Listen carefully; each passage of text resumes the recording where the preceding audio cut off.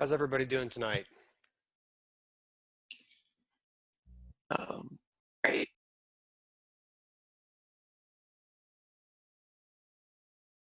Good, good, good, good, good, good all around. Okay, well, that's good enough for me.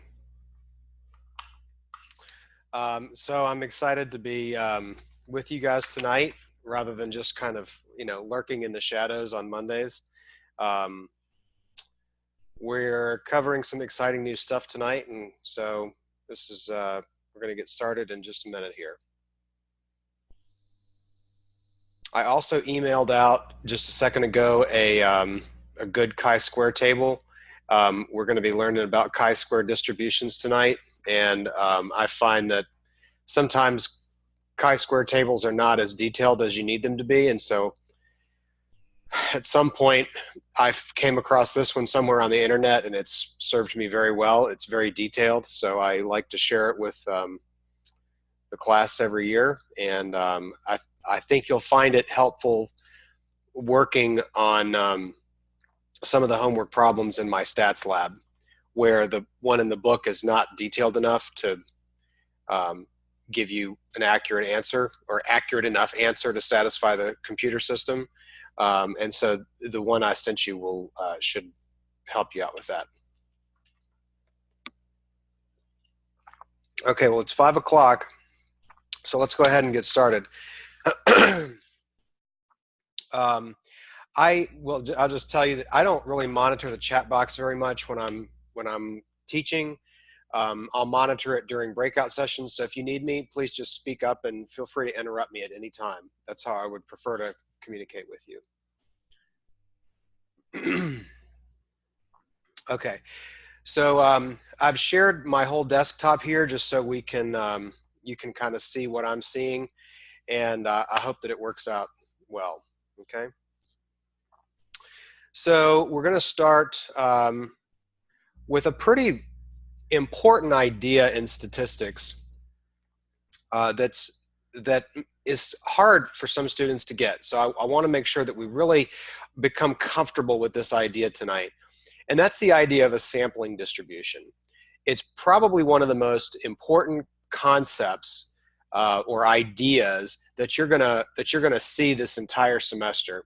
And so we really need to make sure that we really understand it. So let's imagine for a second that we have a huge data set. And let's say that data set has 10,000 entries in it. It doesn't matter what it is, it's just numbers. But let's say that our N is 10,000. So it's a lot. Now, we could easily calculate a mean and a standard deviation because it's just routine arithmetic, right? So we can do that. We can do that, but it'll take a while because our data set is so large. So the idea that we're going to introduce tonight is the idea of sampling. And let's say that our sample is maybe 10. So out of those 10,000 entries, I pull 10. And that 10, while it's representative of the entire data set, it is not nearly complete, we'll say. So it's part of the data, it represents our data, but it is not a complete picture. So we can take those samples, let's say we take 10, and out of those 10, we can calculate a mean and a standard deviation, again, fairly routinely. But we know that those 10 data points may have missed a lot of what's going on in the data set. So we take those 10 and we do the X bar and the S, and then we throw them back in the data set, and then we say, okay, I'm going to do that again. I'm going to do it again. I'm going to find 10 new random ones, and I'm going to do the whole thing again. So I take 10 new data points out, and I do another X bar and S, which is, again, just routine arithmetic, and then I throw those back in the pot. And I pull 10 more out and do another X bar and S. And I can keep doing that over and over and over again until I lose interest because I have 10,000 to pull from and they're all being randomly chosen. So I could keep pulling those samples of 10 as long as I wanted to, right? So let's say we did it, I don't know, 100 times. So we have a huge data set, 10,000 entries. And we've pulled these little groups of 10 out, and we did that 100 times, okay? So we're going to have 100 X bars now and 100 S's. 100 X bars, one from each of our samples that we pulled, and 100 S's, one from each of the samples that we pulled. Now, none of those is the entire mu or the entire sigma, but after a while, we start to get the feeling that, well, if I do this enough, I should be getting some kind of a better picture of what's going on in my big, huge data set. And what we find is that if we take all of our X bars, which we have 100 of now, and we look at the X bars as a new data set, we realize that that new data set follows the same distribution as the old one. It is, if the original data set was normal, then the new data set of just X bars is also going to be normal. And the reason for that is this thing in algebra called the central limit theorem. It's actually originally comes from calculus, but it's essentially saying that if you sample something over and over again, and then you average those samples, then you're going to get the average of the original thing you were pulling from. It logically makes sense, right? But the real mathematical power in that is what allows us to do pretty much all of inferential statistics. Everything that exists in inferential statistics is made possible by this central limit theorem and the idea of a sampling distribution. So we're going to spend plenty of time tonight learning what this allows us to do. And the key here is to realize that, and it's right in the chapter title, but I just want to make sure we're clear, we are moving in the direction of inferential statistics. And what I mean by that is we're now talking about huge data sets. Now it doesn't have to be huge, but the idea here is that there's a huge population. Maybe it's really huge, maybe it's only kind of huge, but there's this population, and the population is kind of this nebulous idea that we don't really have complete access to. And so because we don't have complete access, realistic logistical access to this entire population, we are instead going to rely on sampling and then make inferences about the population based on the samples that we pulled. So we're basically asking the samples to be a representative sample and then allow us to infer the result that we're interested in about the population from the sample. So it's like we're taking the sample and asking the sample, hey, can you do a really good job of telling me about the whole population? And the sample, of course, says, yes, I'm happy to do that because of the central limit theorem. So in this picture, look, we have all kinds of X bars, and you can see that their mean is the mu, right? Their mean, they're kind of centered around mu. And of course, there's one out here to the far left that is, doing its own thing, but that's okay. Because if we look at these little barriers of -2 standard deviations and +2 standard deviations, we expect how many of these X bars to fall in here? 95%, right? So we know that there's going to be 5% of them are going to be out here in the edges, okay? So it's okay if one falls out there, but we know that we're going to have a certain percentage of them out there and a certain percentage of them inside. And all that follows the same empirical rule that we've been learning about, you know, the 68 and the 95 and the 99.7. All of that still applies here because these sampling distributions are also going to be normal. And so everything we've learned about normality is going to transfer right into this, which is really nice. So another thing we're going to learn about tonight is something called the z-statistic, and we've learned about z-scores, but now we're going to learn about a statistic that's associated with this. We're also going to learn about t-statistics and the t-distribution, and when to use them. They kind of run in parallel to each other. In certain circumstances you use one, in certain circumstances you use the other one. So they're kind of competing with each other based on the parameters of the issue. We're also going to be looking at population proportions. So instead of just looking at the idea of a mean, before we've been only interested in the mean, right? And that's been our kind of our target parameter that we're interested in, looking at averages essentially. But now we're going to be looking at another alternative to that. Maybe we don't care about the average, maybe we care about a percentage of a population, or rather proportion. Percentage and proportion are the same thing.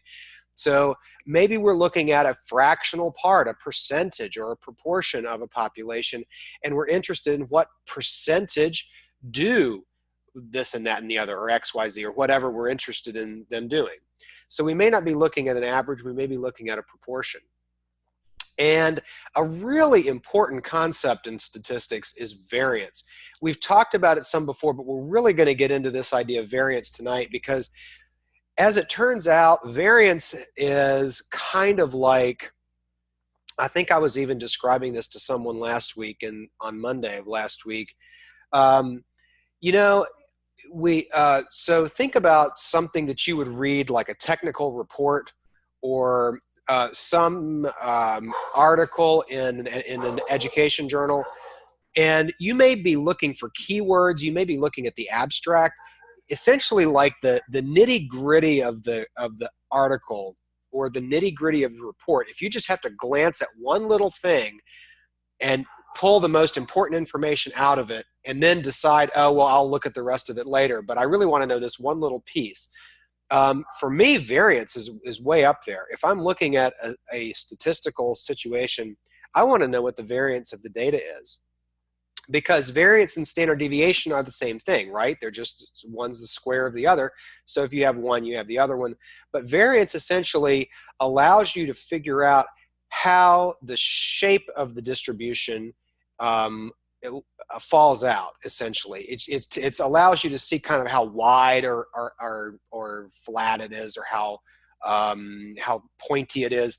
And so that is really going to be an important factor to take into account when you're looking at some of these tests, the z-test and the t-test. You have to make sure that variances are in check. And so variance is an important thing to know about a data set. Ironically, for these really large data sets, these huge populations that we're talking about, a lot of times you don't know the variance because you don't know all the data points, right?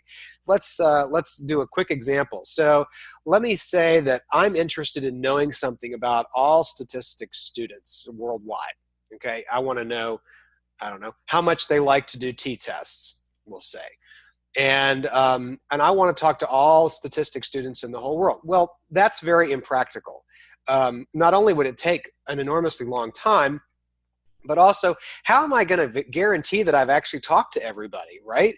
Because in my process of collecting that data, there may be somebody new that's declared a stat major somewhere that I didn't get before. So it's just, there's a lot of logistical problems with trying to do something like talking to all type of one student in the whole world, because it's just not practical, right? It's not physically possible to actually do that and guarantee that, yes, I've talked to everybody.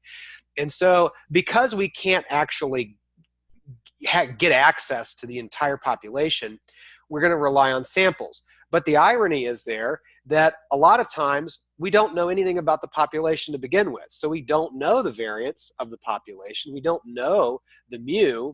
And so that's going to change the course that we have to follow with some of these tests, because in some of the tests we may need the variance, but ironically we can't get it. It's like the thing you desire is the thing you can't have, right? So it's kind of like variance often falls into that category in looking at large data sets. We really want the variance, but it's an impossible number to have. So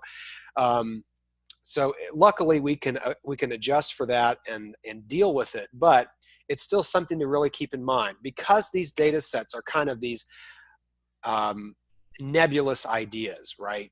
All statistics students. Well, okay, that might work well in a textbook, but in the real world, if I was going to try to do that, how would I know that I've talked to everybody? Am I going to have, like, the largest Excel sheet ever? And then what if somebody's declared that major in the middle of my data collection and they're not on my list? Well, then I haven't actually talked to everybody. So we need to start, I want you to start gathering in your head kind of these duality of ideas. On the one hand, we have a population which oftentimes is more of an idea than anything else. We don't really often know much about the population number-wise, but we can pull samples, and the samples are the things we really have control over. So I want you to start thinking about these things in kind of parallel in your mind. I want you to think about the population as kind of this idealistic idea that we're going for, but really know nothing about, number-wise, concrete. And then the sample is something that we can actually do, because in my student example I was just giving, I may not be able to talk to every statistics student to make some big grandiose claim about all stat students, but I can certainly go to my classes and talk to 20 of you here, 20 of you in another class I'm teaching. I can easily do that, and then I have a sample of 40, right? And I can do all kinds of stuff with 40 data points, and then I'm going to use that 40, and I'm going to say, okay, well, based on these 40, I'm going to make a claim about all statistics students. Did I talk to all statistics students? Goodness gracious, no. I only talked to 40, but I'm asking those 40 to be a representation of what's happening everywhere else, and that in its essence is exactly what inferential statistics is doing. Okay, so we're going to start with an activity from the Aquatic Biology Journal, and it turns out that somebody has reported shell lengths for these green sea turtles. That sounds very cute and interesting. They captured 76 turtles and measured their shell length. So again, did they talk to all of these sea turtles? No. How would we even know if they had? Because there'd be no way to catalog that and to verify that they actually talked to all of them. Some of them were maybe at the bottom of the ocean. Who knows? So they got 76 and they measured them all. And out of those 76, the X bar was 55.47. So they added up all the lengths divided by 76, and they got 55.47. That is the X bar. So I'm going to open it up to the floor here, and we're just going to start whittling our way down these questions here. Okay, who wants to take a shot at number one? And please just speak up so I'm not having to check the participant list.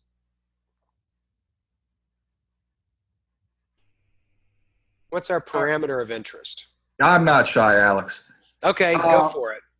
The parameter would be the shell length? Yes, of what? Of the green sea turtles in the Grand Cayman Islands. Or in that, yes. Or that lagoon. Of all of them. Right. Of all green sea turtles. Right, exactly. And what symbol would we use for that? X bar? No. All of them. Mu. Very good. Yeah. Yes. So mu, but again, so it's like this paradox, right? We want mu. We want to be able to make a big, great claim about all sea turtles, but we can't, because we can't actually get all the sea turtles. So we have to get 76, take an X bar, and then use that to kind of infer something about the rest of them. Okay, what about question 2 here? If you collected another sample of 76, will the sample mean, will the X bar be the same as the first X bar? Probably not. Okay. Profoundly unlikely. Right, but is that a problem? No. No, because where are we going with this? If we did that, if we took 76 over and over and over again and did that as many times as we could, what are we inching closer towards? A more general representation of all of the sea turtles. Which is what? What's the idea? What's the name for that? Population. Population mean, which has a symbol of?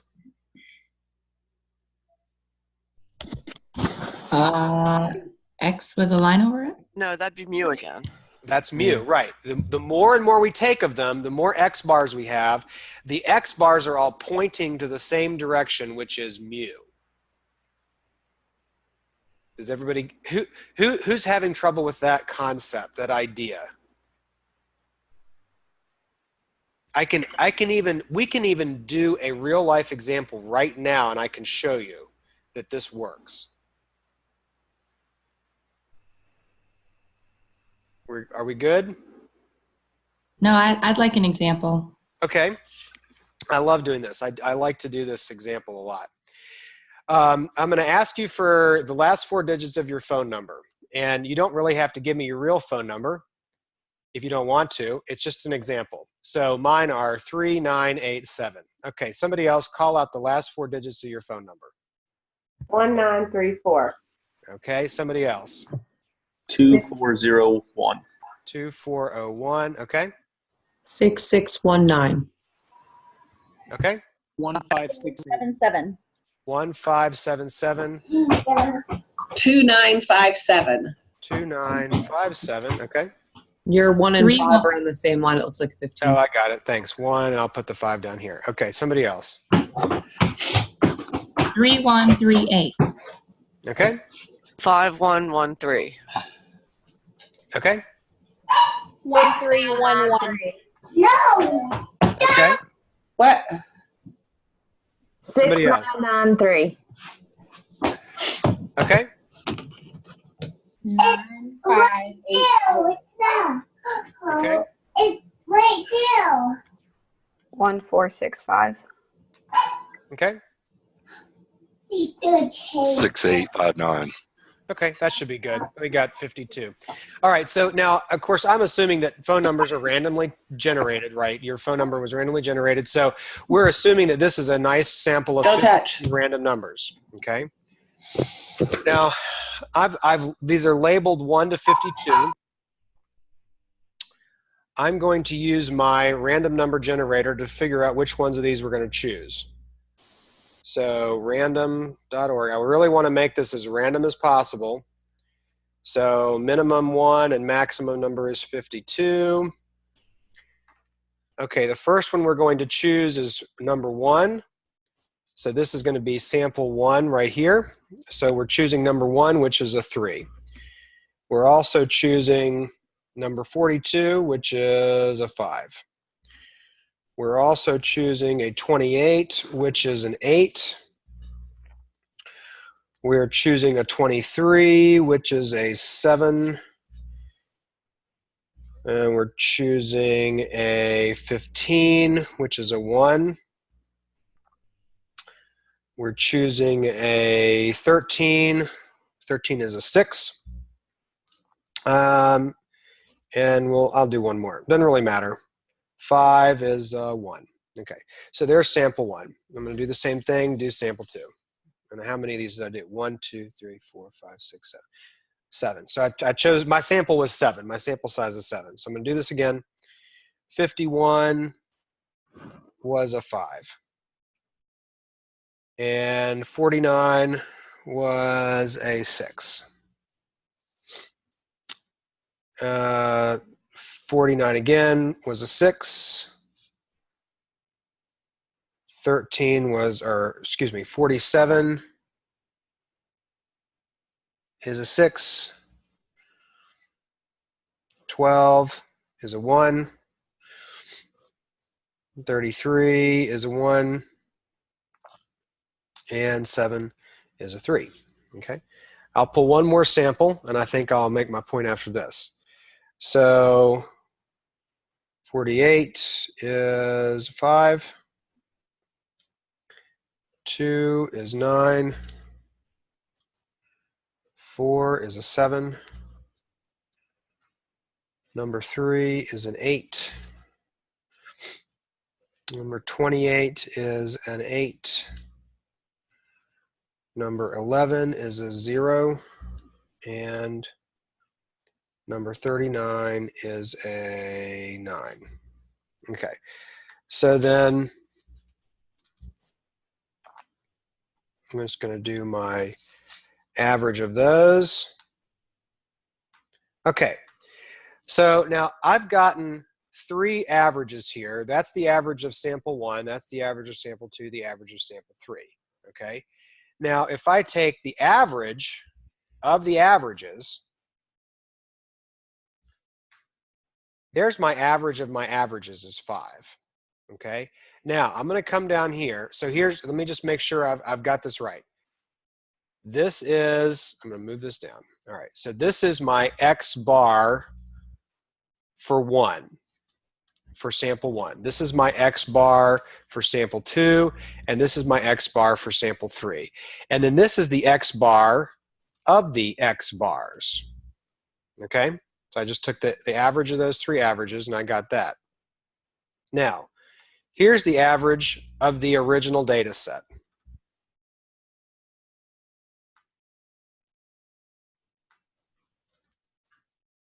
.69. Okay, that's my original average of my original 52 numbers.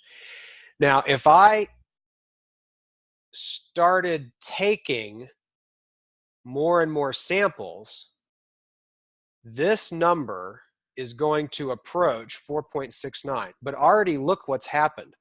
4.69 is right in the middle of my 3 averages here. 4.4, 4, 6.57. The average of those averages is a 5.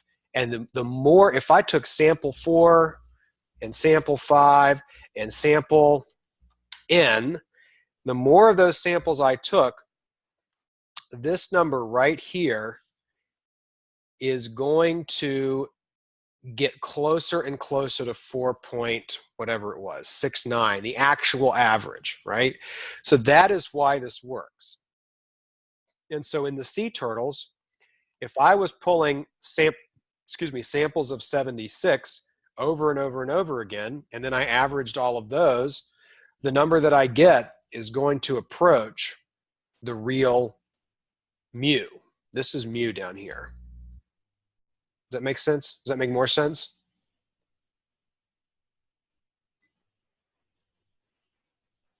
Yes, it makes sense. Yes, thank you.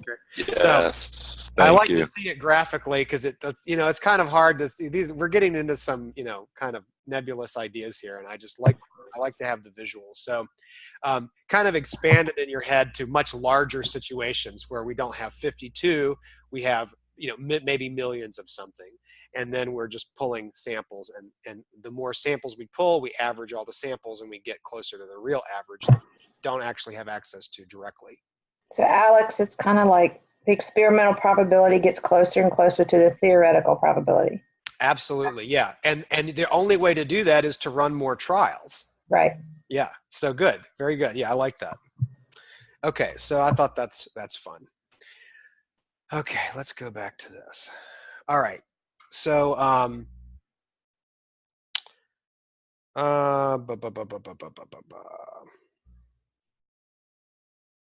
okay, let's jump down to number 6 here, because we've kind of covered the next 3. So let's go down to number 6.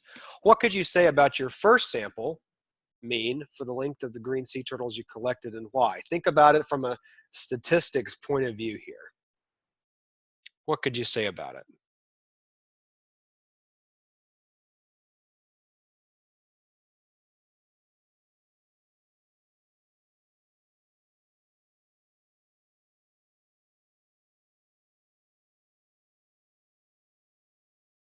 That is going to be similar to the the population mean. It'll be similar to it, yeah. It may be a good representation of it, but how can you make sure?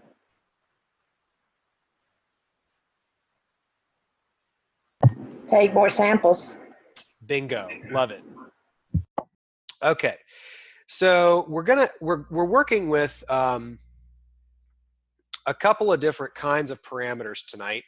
Of course, mean is our bread and butter, right? We're going to be doing mean, but we're also now going to be incorporating a new type, the proportion and variance. We're going to be looking at proportion and variance as like the answers that we're looking for. That's our the values that we're actually interested in, as opposed to just looking at averages all the time, at means all the time. But there are also two kinds of estimators that we can use for any of these three things.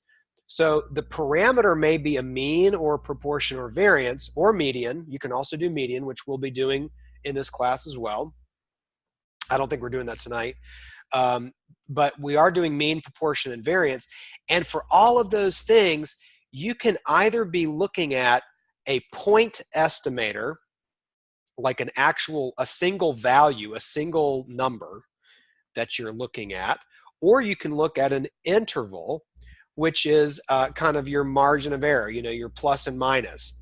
What is it going to be in between on the top and the bottom end? What's it going to be in between? This is also called a confidence interval. We're going to become very familiar with these.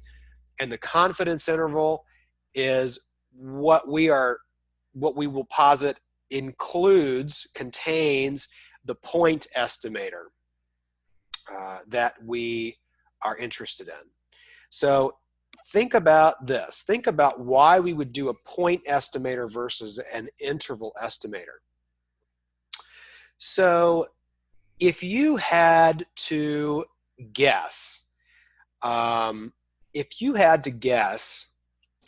what the temperature was going to be, the high temperature was going to be tomorrow, okay? So you can look at your weather source of choice, and your weather source of choice is going to tell you what the projected high is going to be, right? But if you had to place a lot of trust in that one number, let's see, my watch right now says the high today is 51. Okay, but I don't think it actually, I think it was colder than that. So if I had to put a lot of trust in just the single value of 51 degrees, how confident could you be that that is going to be the actual high? Well, maybe somewhat confident. It may be close, right? But none of us would bet any money on that. I wouldn't bet any money to say, yes, the high is going to be exactly 51 degrees today. But if you say, okay, well, what's the interval that the high might be in? Oh, well, now I'm more interested in playing ball. So maybe the high is going to be between 48 and 53. I've got more wiggle room there.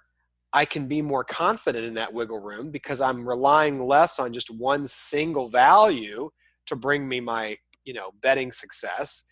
And as a result, I can be more confident that I'm going to hit somewhere in that range, 48 to 53, because I don't have to be quite as precise. So then I may be willing to put a few bucks on that and saying, yeah, I think it'll be 48 to 53 degrees today. Sure, that seems reasonable. My watch says 51. I think that's a good, range to be in. I'll put some money on that, right? So we've got to start thinking about the trade-off between precision versus confidence, because the numbers are what they are. The data set, if we go back to this data set right here, these numbers are not changing. They're fixed. I've put them in this spreadsheet and they're not changing at all. We're not adding any numbers to it. We're not changing any numbers. So the actual mean is going to be whatever it is. It's just a routine calculation. Imagine if it's a huge population we don't actually have access to, like all statistics students or all green sea turtles. And so I can't actually look at each individual entry, right? I can't get all the sea turtles to make a long chart like this. So I'm going to be using the samples to guess about the real mu. But in that guessing process, I've got to be willing to balance precision with confidence.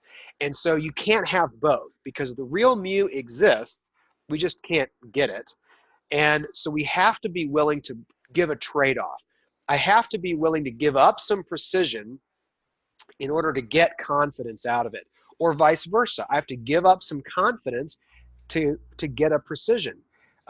Another example, going back to weather, you know, what good would it do for the meteorologist to say, oh, well, the weather today is going to be between 0 and 100 degrees, and it'll either be, you know, sunny or rainy or snowy or all three.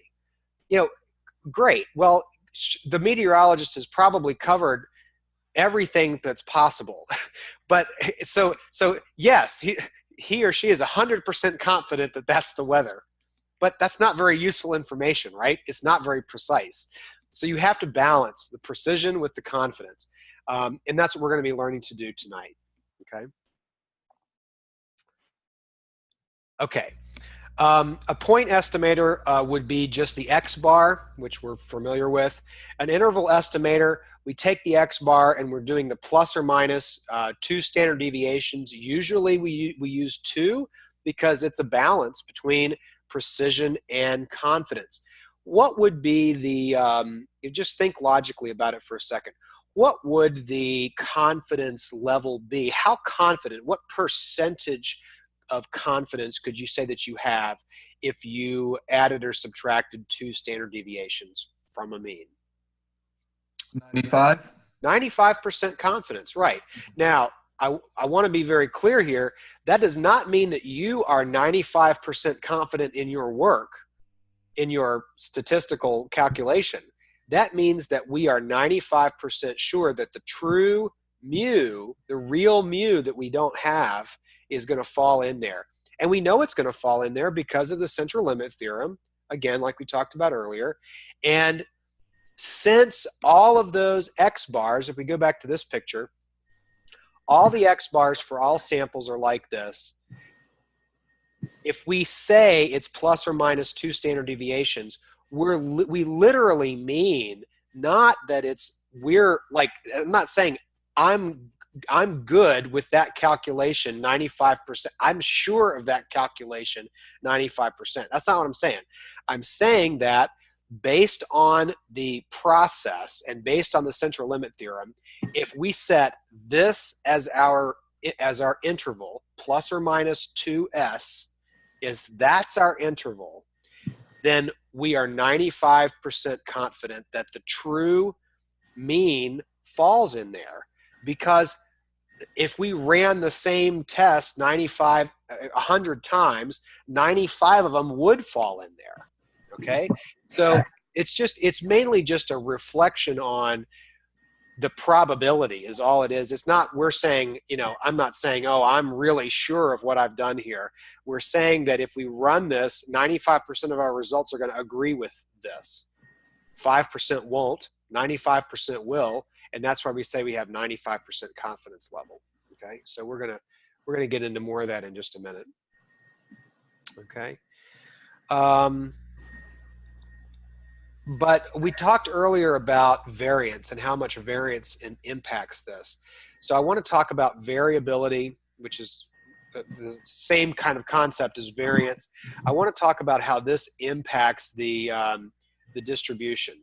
So in the first picture here, we have a negative bias, which gives us it causes us to underestimate mu, because we have so much of the data, so much of the X bars, the sampling distribution is kind of clumped down here below the true mu. This one in the middle is unbiased because the true mu is going to be right where the majority of the sampling distribution is, right where the peak of the sampling distribution. And the third one, we have a positive bias, which causes us to overestimate. The low variability here, just look at this. We've got so many X bars flat across here. And then just a little bit is tipping up, right? But here, we have nothing that's flat. This is high variability, meaning all of our X bars that we're calculating here, they're all very, very different. And one is not necessarily better than the other one, but I just wanted to show you what the shape of these are. This one is called a positive bias because most of our data is clumping to the right or to the plus side of our true mu, which in these diagrams is labeled as a capital A. Let me check the chat box. I've got a couple people here. This is Virginia. What, Wes, what were you talking about? That's literally impossible. When you were asking us to predict the high temperature. Oh, You're doing a clumping. yeah, right. So yeah, exactly. I mean, would you rather give me a specific number or give me a range and say, it'll be somewhere in the 60s? I tell you, I should have waited, though, because when you said the meteorologist getting on TV and saying, well, it's going to be between 0 and 100 and, we're going to cover all this stuff. Yeah, right. That would be more apt time. So I hope that illustrates the trade-off you make between precision and confidence. So, okay.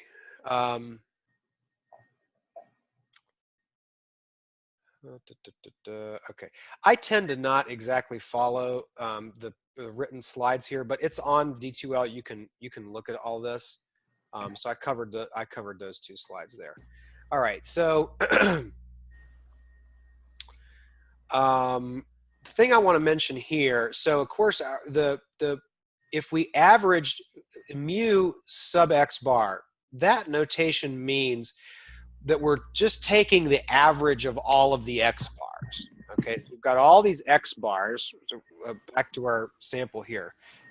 We've got this X bar, and we've got this X bar and this X bar. We have all these X bars out here, right? And so if we just average all of those, that's what that is. The X bar of the X bars, also the mu of the X bars. That could be the same thing, right? That could be the same thing. And so that we're saying that by the central limit theorem, the X bar of the X bars is equal to mu. That's the power in all of this. Now the variance is not quite as directly parallel, but simply the variance of the X bars, if we had all those X bars and I calculated the variance, it's going to be equal to the true sigma, the true variance of that whole population we can't get access to, divided by the square root of n. That's something called a standard error. We're going to get to that in just a little bit here. But I want you to write it down if you're taking notes, that we have to transfer this kind of idea of the variance we can calculate with our samples and how that relates to the true sigma that we don't have.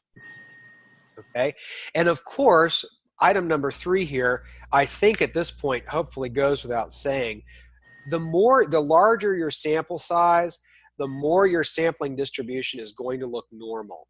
So the more iterations you take, or the more data points, the more X bars you take, the more it's going to look normal. And since each of those, it doesn't matter if you have like an infinite, let's take, just for the sake of the argument, let's take the idea and really blow it up here. So let's say I was looking at an infinitely large data set.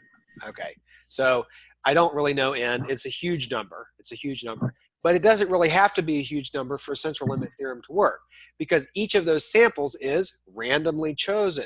And so I pull them and then I put them back and then I choose them again. It's okay if I end up choosing a data point twice, if I choose it separately in different things, because it's all part of the original data set.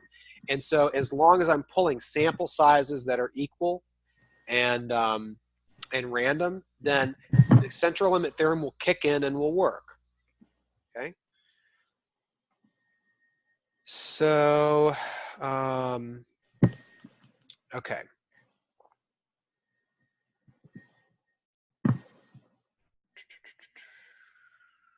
Okay, well, that's good.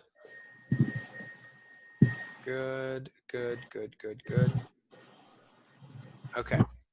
So does anybody have any questions about anything I've talked about so far? Let's go back here. We talked about point versus interval estimators. We talked about the central limit theorem. We talked about the sampling distribution. The sampling distribution is kind of, I know it's kind of a abstract concept. We're gonna get more into that as we develop the material this evening. Okay. Okay. So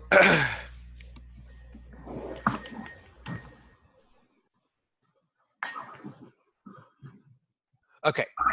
So now I'm going to completely turn you guys upside down.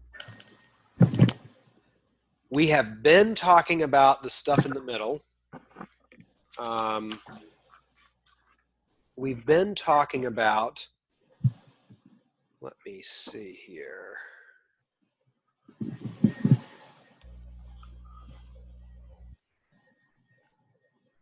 I'm going to switch over to this. Okay, can everybody see my document camera here? Document camera's on? Yes? Yep. Okay, Yeah. so, here's my nice little distribution, normal, etc. We've been talking about, I'm just going to put some stuff in here. Okay, we've been talking about, here's our mu, and we're talking about everything in here. Maybe it's, 95% or whatever. Okay, let's say we did 2 standard deviations. There's 95%. So this would be plus 2 sigma. This would be minus 2 sigma, right? But now we're really going to change this. And now I'm going to put you guys over here. Get over here. Okay, so we're changing our focus now. We're going to be looking at the tails. This is going to be our next big topic here. Okay, so let me ask you. This is normal. Everything is nice and symmetric. If I said a 95% confidence interval here with minus 2 sigma and plus 2 sigma in here, what is in the tails? 2.5% each. Bingo. That and that are both 2.5%. Everybody see that? Because these go on forever, right? It goes on forever and it gets closer and closer and all this, nice stuff, limits and all that fun stuff we could get into. We're not going to, but they keep going on forever. But I don't care how far they go because I know 95%'s in there. The complement of 95 has got to be out here, and it's symmetric, so it's 5% split in half, right? And so this idea in the tails is something that we're going to be talking about, which is our confidence level. Our confidence level, and of course, we're mathematicians, we have to assign a variable to it. The variable is alpha. That's our symbol for it, is alpha, lowercase alpha, which we seem to be sticking with the Greek letters here, okay? And this is nothing more than the stuff in the tails. It's just the stuff in the tails. We're going to get really familiar with this concept here, but I just want to be very clear that we used to be in the middle here, and now we are going outside and looking out there and there. Okay, now we're going to look at the tails. And there's a whole reason for doing this. We're going to eventually get to it, but essentially what the tails tell us is they allow us to eventually make a statistical decision, which is what we're going to get to. That's kind of the punchline of the whole class, okay? All right, so let me go back to sharing this one here. Okay.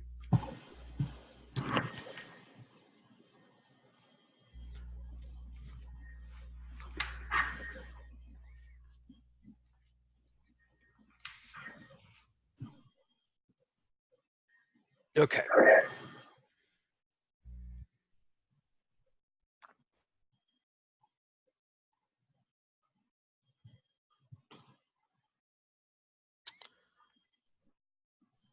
Okay, so I'm going to get to that in just a minute here. Yeah, so this is where we were, okay?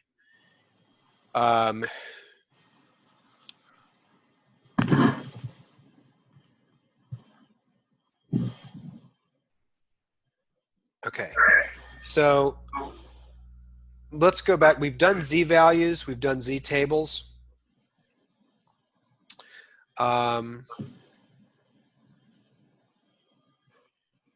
We've done z-values and z-tables, and so if you're looking at this diagram, which is what I just had on my paper, this little barrier here, this little barrier from where the tail starts, of course, we could assign a z-value to that using all of our z-table stuff. And we're going to talk about how to do that. You'll start to see a lot of these z-values pop up again, because that z-value is what's going to tell you that this is your cutoff point. It's the cutoff between the lump in the middle that you want and then the tail that you don't want. And those z-values are going to pop up over and over again, because each z-value just corresponds to an actual confidence level that you use a lot. And so you'll start to see z-values out of that whole table, right? That table was massive. But you're going to start to see like the same 4 or 5 pop up all the time that we use regularly. Okay, so we've already done that. All right, so we're going to do an example. Healthcare workers who use latex gloves with powder may develop a latex allergy. So, of course, healthcare workers, right?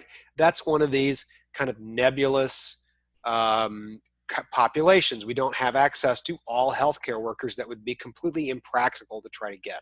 So what do? We take 46 from our local hospital that were diagnosed with a latex allergy and talk to them instead. So we had 46 people. We get an X bar from those 46, an X bar of 19.3, and an S of 11.9. And we need to give a point estimate for the average number of latex gloves, or sorry, excuse me, the number of latex gloves used per week, excuse me. We need to give a point estimate and then form a 95% confidence interval, okay? So the 95% confidence interval, again, the most common, we're going to talk about some other ones. You're going to learn how to do it with any confidence level. But for 95%, most common is, of course, going to be plus or minus 2 standard deviations. Okay? So when we need to calculate this, the point estimate, of course, is the X bar. That's easy to do. And then for the confidence interval, we're just going to take the X bar, and then we're going to plus or minus this Z times sigma.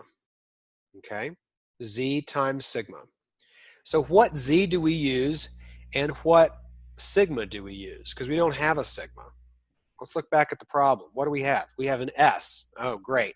Okay. But how do we get that S to behave like a real sigma? Anybody remember what we do?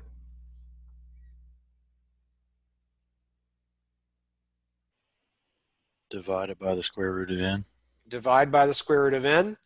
So you can see here I've divided it by square root of 46, right? And then this red Z value, 1.96. Let's talk about how we get that. Let's talk about how we get that. So And I had some questions about z-tables this week. There are two types of z-tables in the world, and not all of them are created equally. They tell you the same stuff, but they are not all created equally. So when you're looking at a z-table, make sure, please make sure that you look at the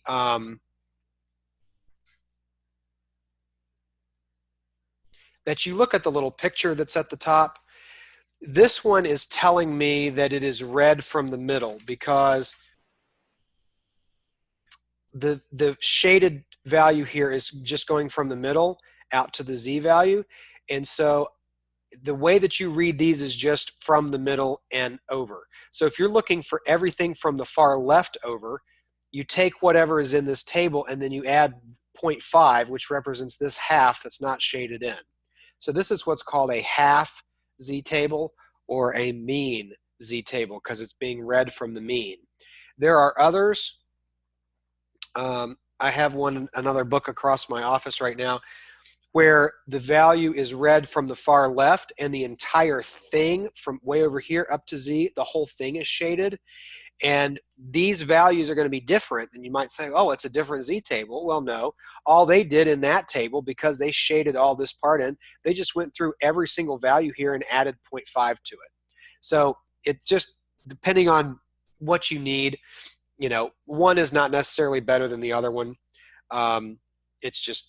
It's worth mentioning so that there's no confusion about that. So you probably see some numbers that I have written down here. These are some of the common ones that I end up using a lot. So we are doing a 95% confidence interval, right? We're looking at 95%. So I'm going to go back to this picture. So 95%, and my table here is read from 0 to z, just from the middle, right? Not from the far left. So let's try to project, you know, what we think about this onto here. So I'm saying that my z value is being read from there to here. So this is what the table is going to tell me, is just that right there, okay? So if that's the case, and I'm interested in the picture or the question we're looking at says we want a 95% confidence interval for the average number of latex gloves used each week. Okay, the average number of latex gloves. So what z value am I going to look for in the table if I'm interested in this right here? What z value am I going to look for in the table if I'm interested in finding that? I want to make sure I'm being very clear here. I need to know this right here, that z value. Question mark? I need to know that z value for where this creates 95%. So then what am I going to look for in this table right here? What value?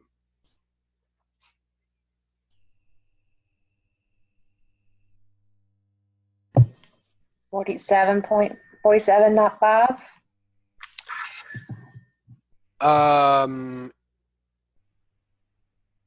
Yes. Yep. I'm sorry. 47.5. You're exactly right, because it's. I was having a moment. Yes, because it's half of that, right? Half of that.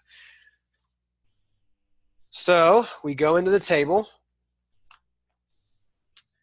and we look for 0.475, which jumps out here because I've already highlighted it. And we use our powers of rulers to, where did my other ruler go? There we go. So we look, we find 0.475 is like right there. So where am I? I am at 1.96. Gives me that. And that's the number that I wanted. So I find the number and then I work backwards. And I've got 1.96. So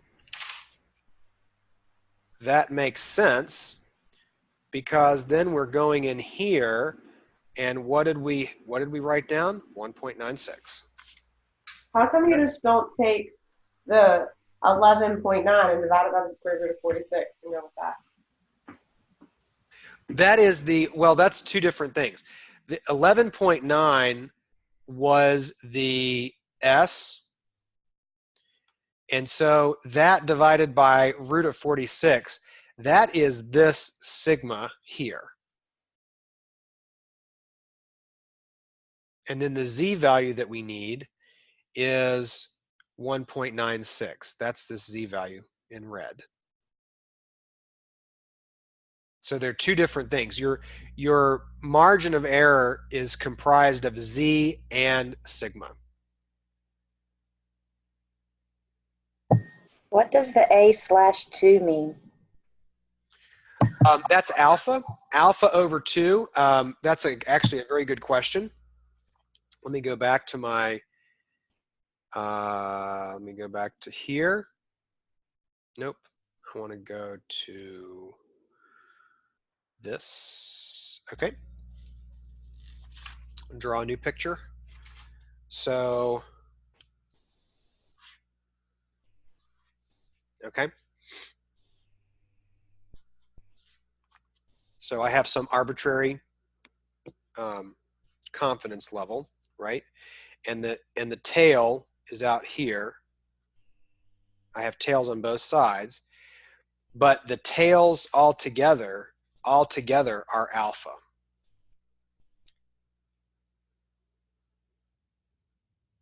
Got it. So this is alpha over 2, and this is alpha over 2. And so now I can ignore that. I'm going to ignore this. I want to know, what is that Z value? Well, it's the Z value that gets me out to that point, out to alpha over 2. I'm coming from in the middle here, so I'm traveling that direction. And I keep going and going till I get to that Z value, and that's the Z value of alpha over 2. Make sense? Yes.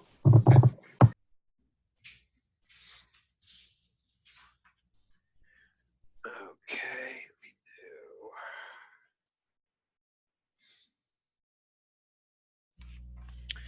All right, so then this is just routine arithmetic here, blah, blah, blah. Pretty boring at that point. Nice to get a number out of it. You can also do this on a calculator. Look at that. On a calculator, it depends on what type you're using. Honestly, the best thing for stats is a TI-84 or related. That's more stats oriented. The TI-89 or related calculators are more calculus based. So I have an 89 that I've had for a zillion years. It still works fine. So I can do all of this stuff on the 89, but it's much clunkier. So if you're an 89 user, just maybe come talk to me on Monday or something, because you can do it. It's just there's more steps involved. I don't want to get too bogged down in this. But the bottom line is that if you go into the instructions on the PowerPoint are for a TI-84, but if you go into here on an 89, if you go into apps and then go to, let me see,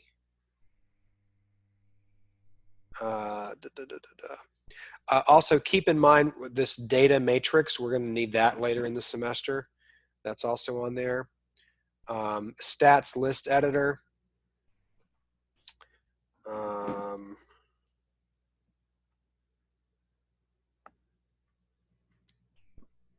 Okay, I just already had some other stuff in here. But up here, you have all these tools in the TI-89. You can go to, what are we doing right here? We're doing an interval, a Z interval. So I want to go to INTS Z interval, which is F7. So that's F7. Z interval is the first one that I get. And then I can either put in the stats or I can put in the data if I wanted to enter the actual data. Right now, I just want to put in the stats because all I've got are the two numbers. The two numbers to deal with. So we just put in stats. And if I'm looking at this, I'm on slide 22. N is 100, X bar is 28.7, and sigma is 6. So all we're doing here is in sigma, we're putting in 6. And go down. X bar is 28.7. N is 100. And this is it says sea level, okay? Not how high the water is outside, but sea level is your confidence level. And we always put these in terms of decimals because that's what they actually represent. Writing something as a percentage is just convenience. So we write in 0.95 right there and just press enter and enter. And then it gives me my confidence interval right here, 27.52 on the low end and 29.88 on the top end. Okay, so that's how we would do that on a calculator. So I hope that makes sense. TA84 is a little bit easier to do, but accomplishes the same thing. And all it's doing is running that formula that we just did. So, okay, I want you to now take the opportunity to do it on your calculator and use the same healthcare worker scenario we just did. Okay, so take just a minute and do that.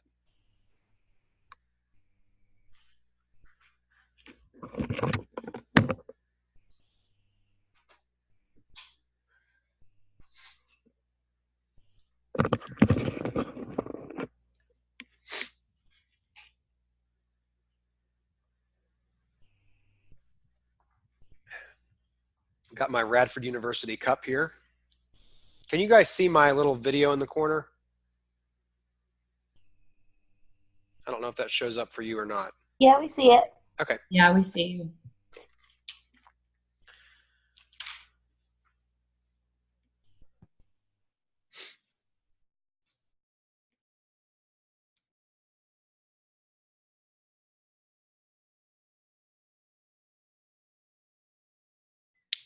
So the numbers you should get are here on the screen. If you're having trouble, let me know and I'll walk you through it.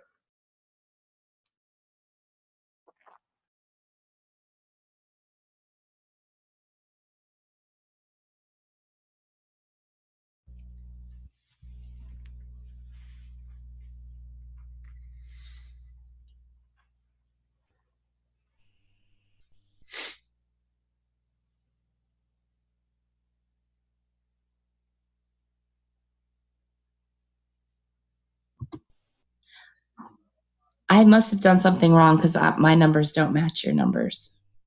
Okay, are you doing this is N equals 100, X bar is 28.7, and sigma is 6. Oh, did you just change the slide? Oh, I'm sorry. I'm so sorry. I'm sorry. The healthcare workers, excuse me. N is 46, X bar is 19.3, and S is 11.9. Okay, let me try again. Okay.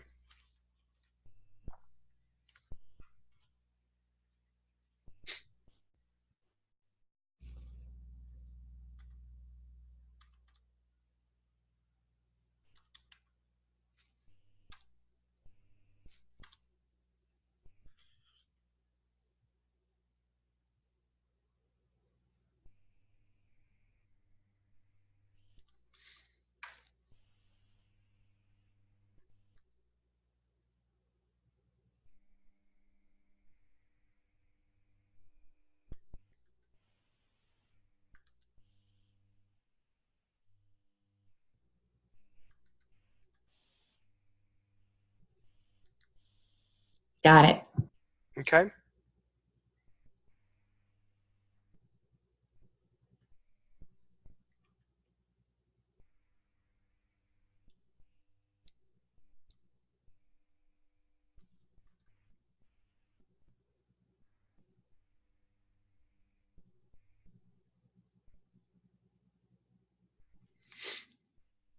Everybody good? I got chats here. Let me see here. Yes, Amanda, that'll be part of I think that'll be part of the quiz. The class recordings will be posted to D2L under the course gallery. What did Amanda ask? What's going to be part of the quiz? She had just asked if this type of question was on the quiz, and I would guarantee it. I can't remember. I haven't looked at this quiz recently, but I'm pretty sure. I mean, these got to be on there. So, yeah.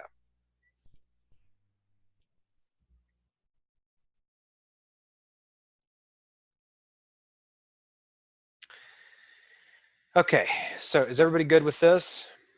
Doing the healthcare example on a calculator?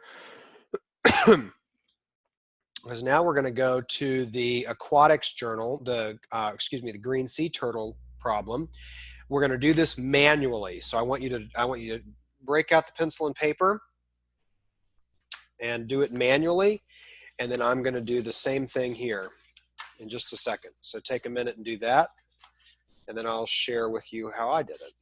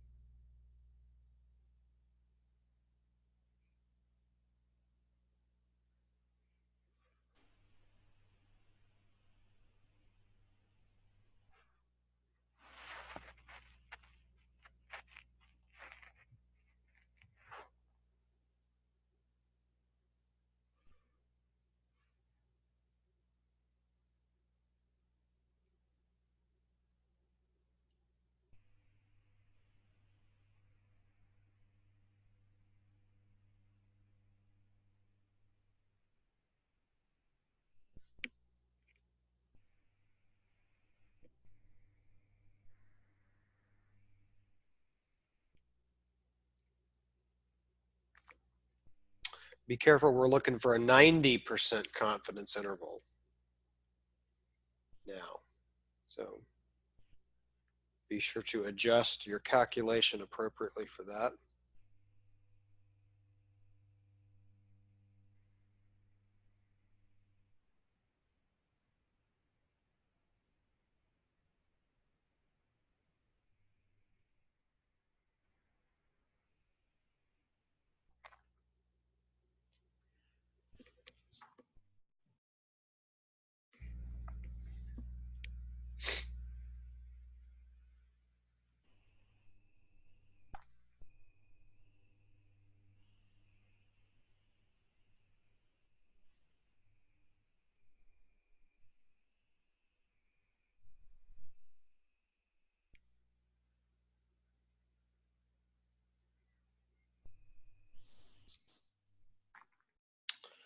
And then in the chat box or on your participant screen, when you're done with this, I want you to give me a thumbs up, just like I gave myself. Go ahead, give me a thumbs up when you're done.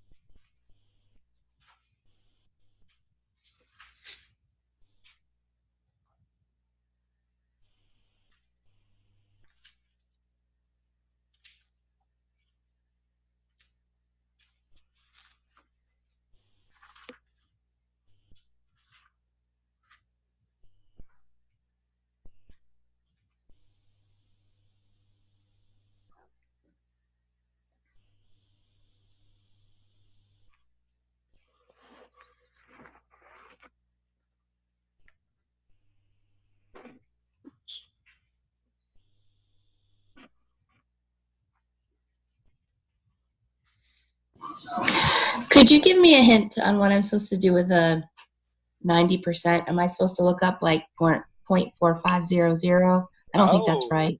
yes, it is. It's perfect. It is right? Mhm. Okay. 45, because it's half of the Okay. 90, right? Okay. Now you're going I to have wasn't to sure. look. Yeah, you're going to have to interpret a little bit here because it's 0.45 doesn't actually show up in the table. So you need to Okay. kind of interpret what's around Pick it. the closest one. Okay. Well, I gotta pull up. look at what's around it, and I think you'll answer your own question. Okay. Thank you. Sure.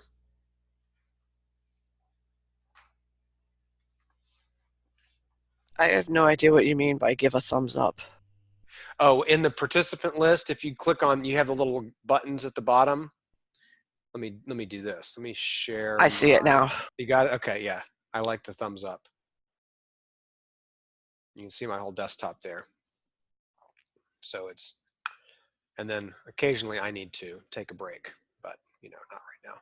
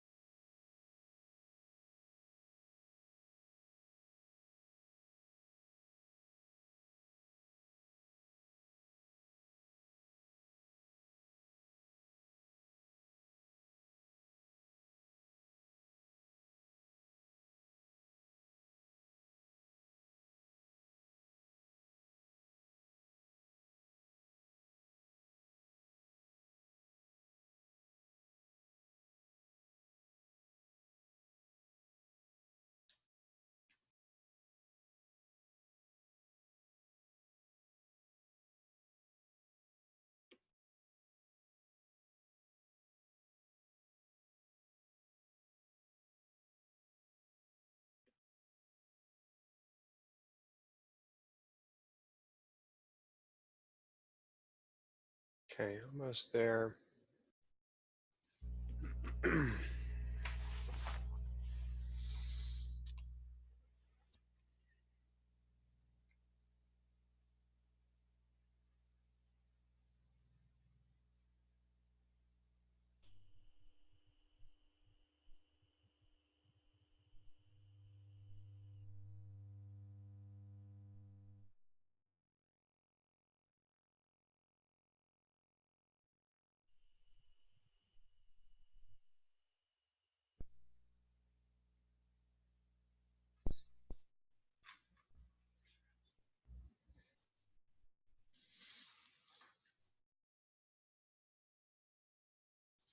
Can you show how to do a thumbs up again? Oh, it's under more. If you have yes, no, go faster, go slower, and more. Where is that?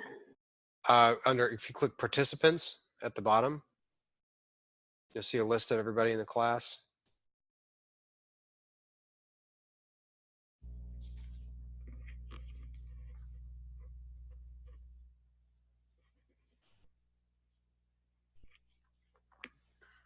I have a mute me and raise hand. Oh, okay. Click more. I don't have a more option. Okay, maybe it's a different version with your computer. All right, so let's walk through this. Okay, so we've got our point estimate, which is given to us as 55.47, and then we've got a plus or minus. We're going to have a z value, and we're going to have a sigma value that we've got to get. We've got to get both of these from somewhere. Well, this we have to use our adjusted. We're given 11.34, and we're going to divide by the square root of 76. And that's going to be that. And then this one we have to get from our table. We're doing 90% confidence. So 90% confidence means that in this table, we're going to read from the middle over to the z here.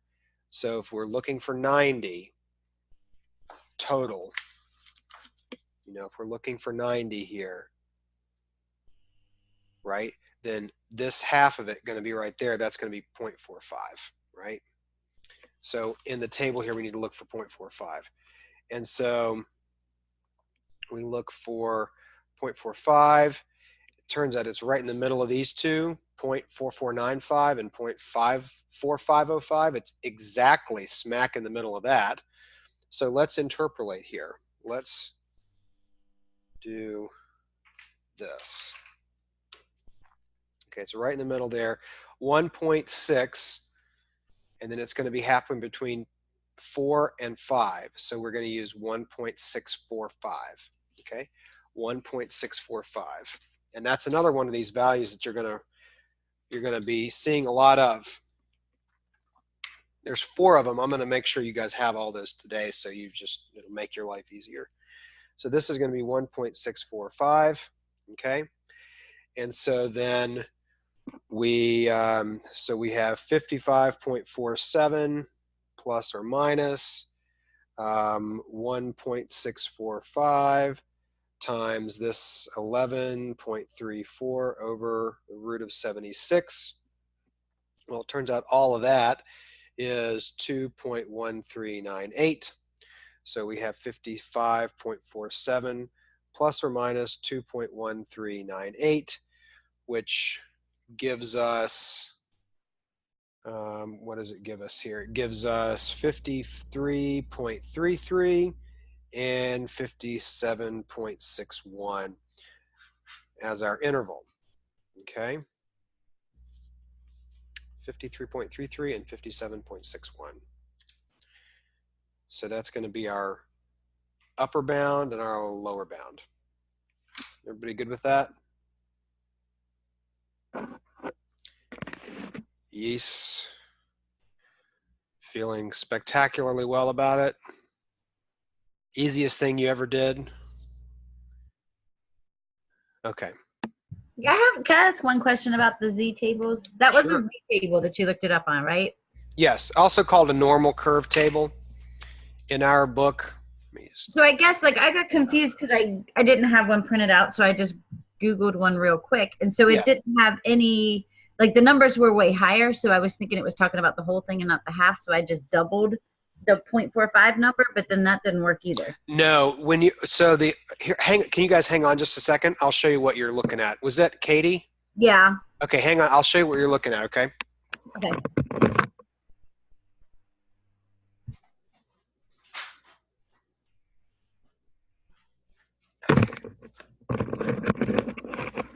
This is another book I teach out of. Not written by a relative of mine. It just happened to be written by David Moore. But I also teach out of this one. So here is that's a T table.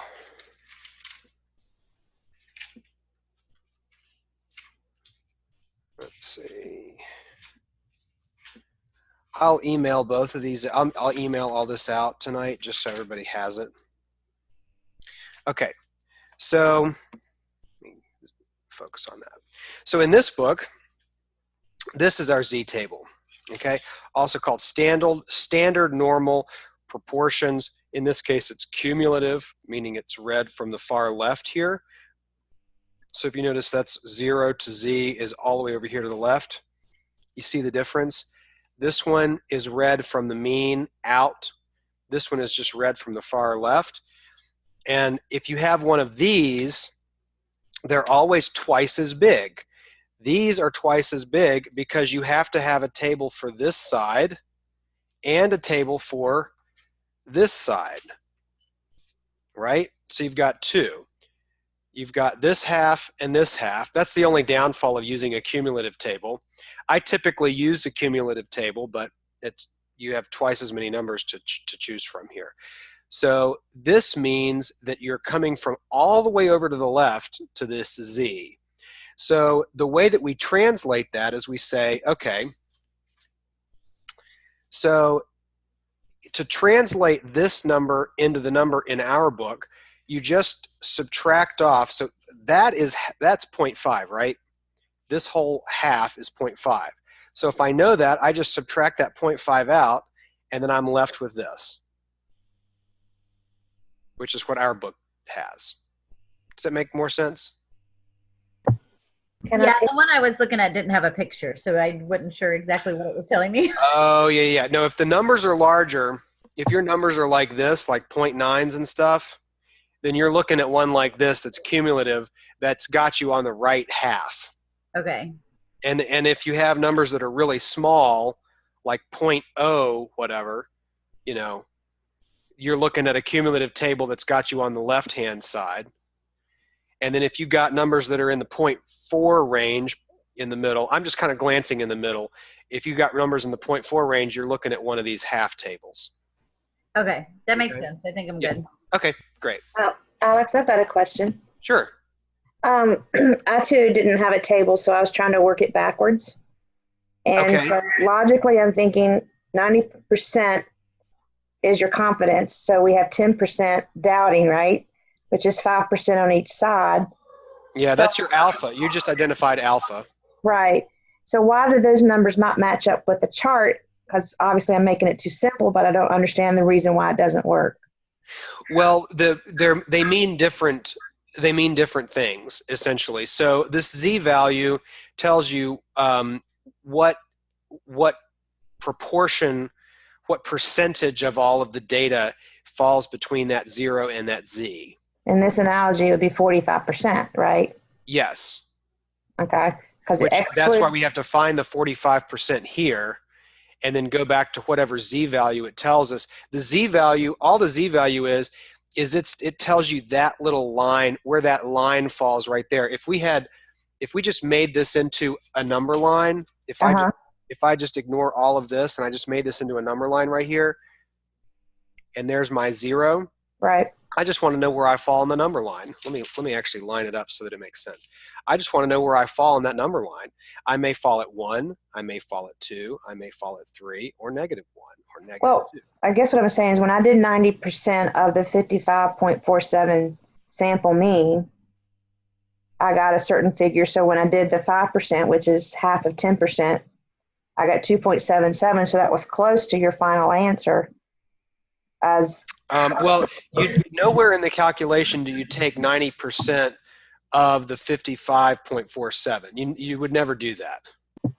Correct, but do you see where logically I'm thinking, well, why doesn't that work? Well, because that's a point estimator. That's equivalent to a data point. A data point. Not the mean. Got it. Right. Yeah. Taking some percentage of a single data point doesn't make sense in like what you're seeking. I got it. I thought it was the X bar, which was a mean. It is, yeah, but that's equivalent. That's kind of on the same level of it as a data point. It's a single value. True. Okay, I got it now. Thank you, Okay, Kyle. sure. Okay, so we've got this 1.645. We've got, also I'm going to come back to this later. Well, I'll just tell you guys now. If you're, so for, so if this is what I have highlighted here, what do you think the confidence level is going to be if I'm interested in if I'm pulling those numbers right there? What confidence level am I looking at for that one? Isn't that 98? 98, right. So please write down somewhere that it's 2.326, not 2.25 or something like that. Please write down, do it right now, 2.326. That's the value that my stats lab wants.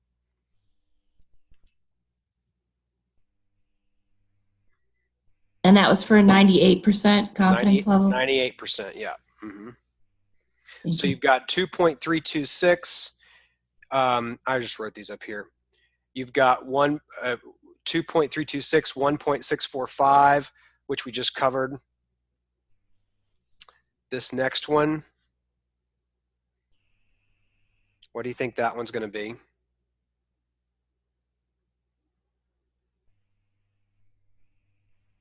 $99. 99, very good. That's going to be 2.575. And then the only one that we regularly use that actually just shows up itself is this one earlier, the 95% confidence interval, which is exactly 1.96. So those are just values you should know. Fun fact. So everybody got those? Yeah, if you don't, just speak up. Could you say the 95th one again? 95%, please. 95, yeah, that's what we used earlier. That was just this, for 0.4750, that gives us that gives us 95%, and that's 1.96. So we're at 1.9, and then we go straight up to the 6. If we follow those across, we get exactly to 0.4750. Because that's for 95% confidence.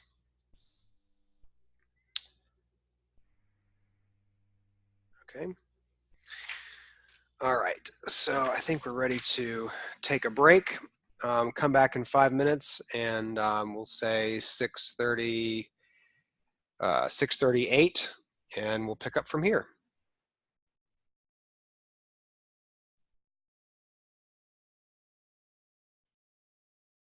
I'm recording. Okay, so now we're going to try a question where we're entering a list of data into the calculator and not just the stats. So a certain adjustment to a machine will change the length of the parts that it's making, but not affect the standard deviation of those lengths. The length of the parts is normally distributed. Standard deviation is 2. After an adjustment is made, we take a random sample. So it's our typical setup, normally distributed. Random sample, we have a standard deviation. Okay, so here's our data. So on the 89, on the 84, you just go into the stat menu. So here I'm going to go to the stats list editor. I'm going to put this in my main. I'm going to go back to, I'll just put this into list 5. So you can just ignore this other stuff that I have, just ignore that. I'm just going to be using list 5. And so in list 5. Alex, can you make the calculator the big screen? Let me see if I can do this. I don't think I can do it and still keep, is that better? Or did that not change anything? It didn't change anything. I was just hoping you could trade places with what the graph was. There we go. Okay. So let me just look at this because I've got to pull up the, okay. Can everybody see our list now? the list here, I'm just going to use list 5. So the data that's on the PowerPoint slide is 75, 76. Let me just set this down and I'll just go zoom in.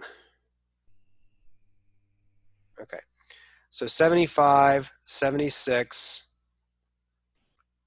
another 75, 77, 74, 76, 77, 72, 77, and 78.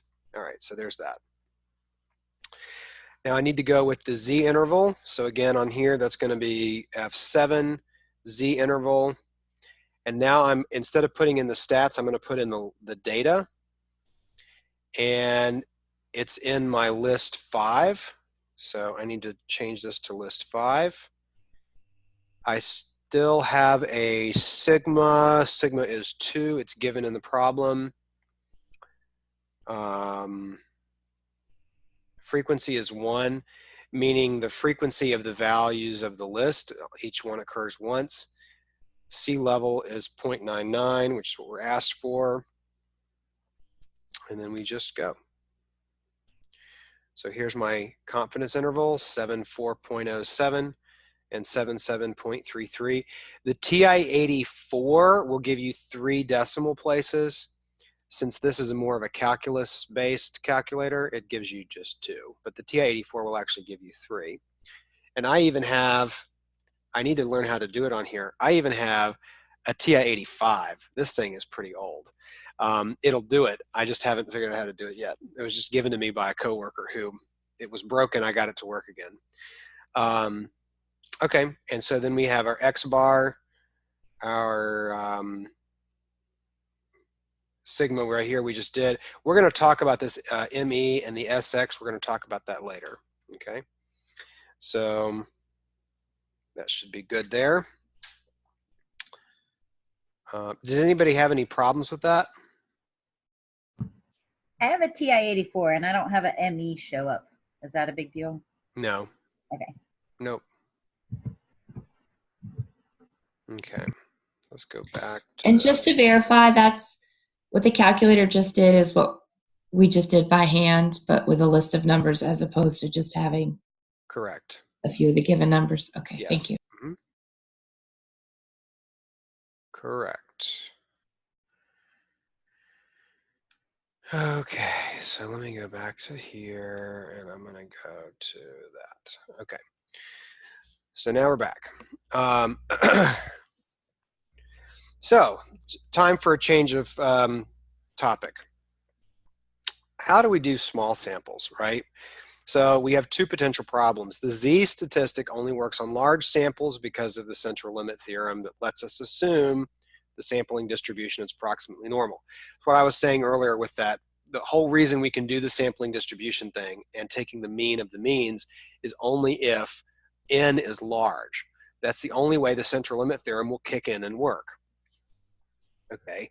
However, if our small sample comes from a distribution that is normal, now we're talking about a small sample.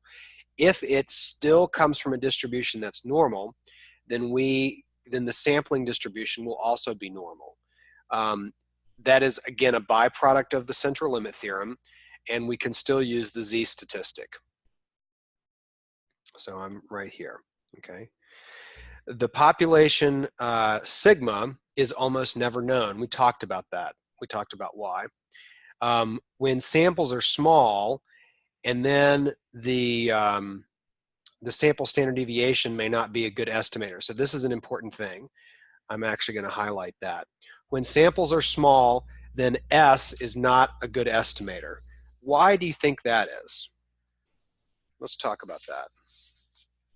If the sample is small, why can we not just plug in S wherever we have a sigma in our formula?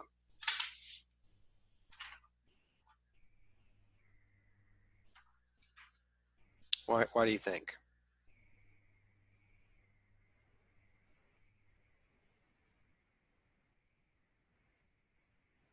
Well, you just don't have enough data points. Very good. The more data points that you have, the closer you can get to actually determining what your standard deviation is.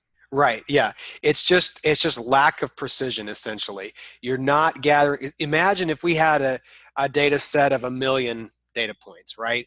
And we're going through the whole sampling thing like we did earlier, but our samples are only maybe 5 each, right? So in the long run, yes, we'll still be able to use the central limit theorem and get to the big picture, but each of those individual S's is going to be pretty far off from the real sigma, right? So basically it's because there's too much variation in the data set. And we can almost assume that if our samples are small, then the S is not going to be very reliable. So think about taking a sample of 5 out of a set of 1 million. Eventually you're going to get the mu is going to come out of it because of the algebra that underlies the central limit theorem, but the S can be very different. The S's can be very different based on which numbers you pick each time. So that's why if n is small, if the sample is small, S is not really a reliable substitute for sigma. Okay. It's logical, but also we don't have any theories that support it. We have theories that support mean, and the X bars being the mean, or the mu being the mean of the means, but we don't have anything like that that supports the same thing for variance, which is why we end up in a lot of these situations with no variant. We don't know the real variance. We don't really know the real sigma. Okay. So when sigma is unknown or the sample size is small, we use another statistic, which we're going to get into right now, the t statistic.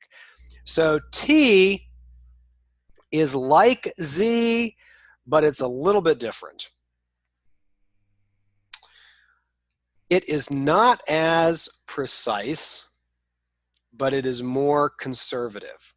So if it's more conservative mathematically, you can use it more readily, right?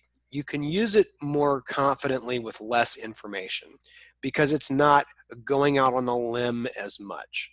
So if we think about the shape, I tend to draw a lot of pictures by hand. So let me just go to this. We're going to go back to here. Okay. So let's talk about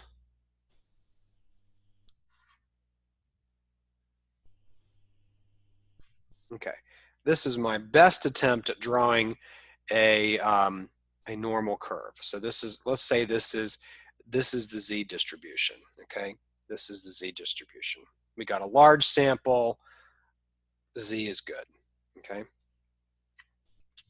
How can we make that more conservative? Well, we can make it more conservative.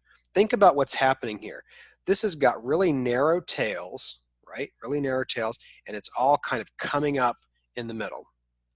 That is placing a lot of confidence into the middle of the distribution.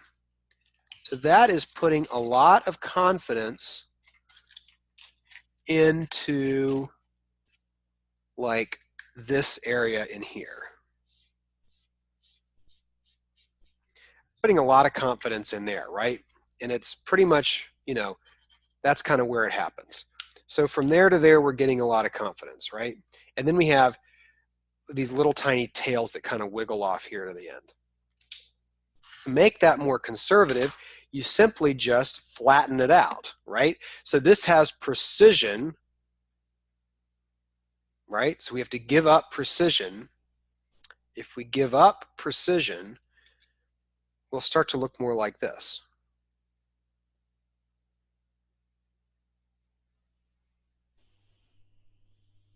Okay, so we're putting less of the emphasis here in the middle, and we're kind of spreading it out more. So all of this yellow is kind of going out here, and we're now filling in the gaps more, so that we have we have a distribution that looks like this.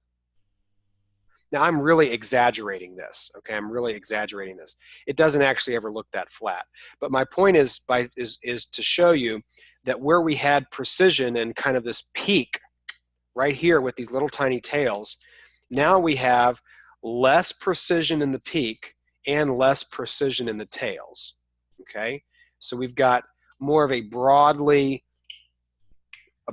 spread out kind of a thing like this, right? And so that's a real exaggerated looking picture. It doesn't actually look that flat, but that's the point of T. T gets away from having so much emphasis right in the middle, which we can rely on if it's large enough, right? If it's large enough, we really get the central limit theorem at its best, and this is the shape we get. But if we don't have a large n, then we can't make that much of a claim. So we're giving up here. This is Z, this is T. Let me zoom out a little bit here. This is Z and this is T. And then what we're getting at here is that this is more precise. This is more precise. This gives up. This gives up precision. If you're giving up precision, that means this is more conservative. It's more conservative. So what does that mean? That means you can use it in shakier situations. Shakier situations. What do I mean by that? Well, I mean when the sample size is not as large, when the sigma is not known, when you have all of these other variables that are very real life variables, very real life things that happen. We often have small samples. We often have no idea what sigma is. And so we can rely on T to still work for us even in those scenarios. Okay? Okay. There's actually a debate in the statistics community, and I will leave it to your personal discussion some other time, but there are some people in statistics that say you should never use Z. Never use Z because you can never truly know what sigma is. I mean, this is getting like really abstract, but thinking about the real kind of, formal,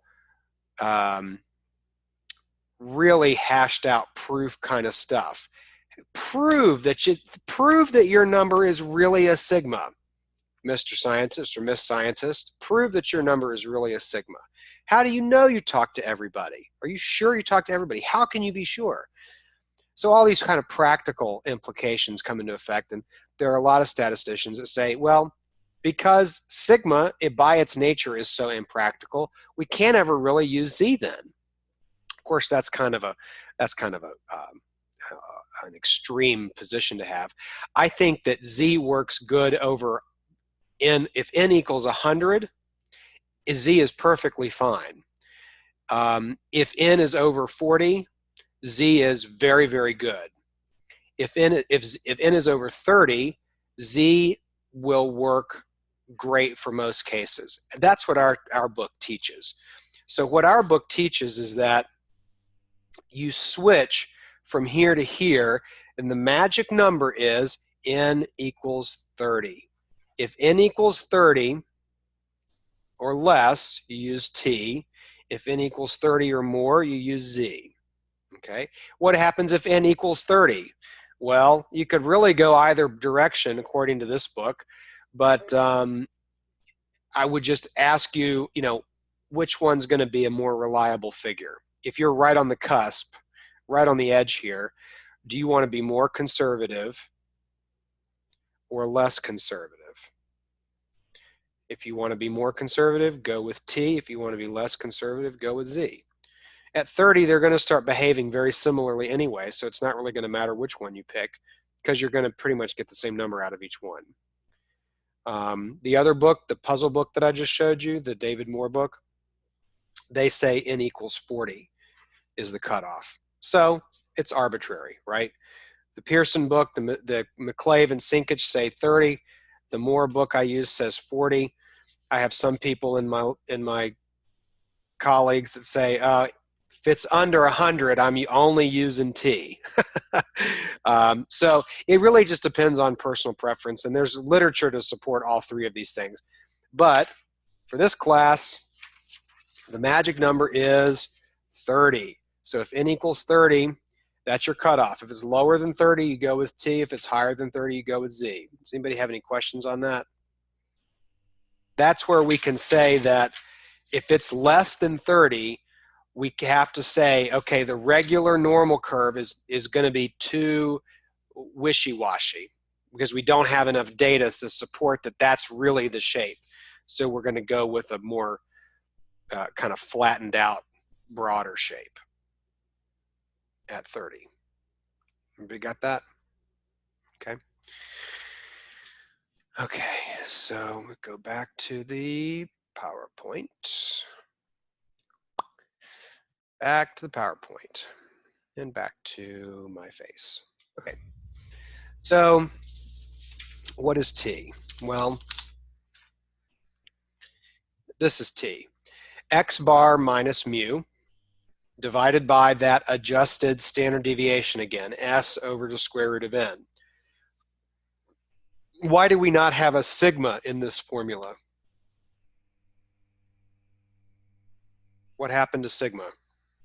Don't we not know sigma? Yeah, we don't know it. So it doesn't really have a purpose here. So the whole point of this, the whole point of T is when the sample is small, when the sigma is unknown, okay? So let's see, we talked about that. Oh, degrees of freedom. So this is another thing that we need to really think about with T. And again, it comes back to this whole idea of the sample being small. So if your sample is small, then each of your data points is a lot more valuable, right? If you have $5, each of those dollars is very important to you. If you have $1,000, each individual dollar is a little bit less important, right? I mean, of course, together the whole thing makes 1,000, but having $998 versus 1,000, that's basically the same thing. But if you have $4 versus $5, that's a big difference. You see what I'm saying? So it's because the sample size is small, we're no longer going to worry about just a flat old n, the number of data points we have, because n is really small. So we have to start dealing with that in a different way. We deal with that with something called degrees of freedom. And I'm just going to show you what degrees of freedom is. Okay. So I'm just going to show you what degrees of freedom is. Let me stop this. Go back to here. Okay. So let's see, I already did that. Okay, so degrees of freedom. Let's say we have all of these data points, right? I'm just making this stuff up. So we have all these data points. How do we measure the distance between them?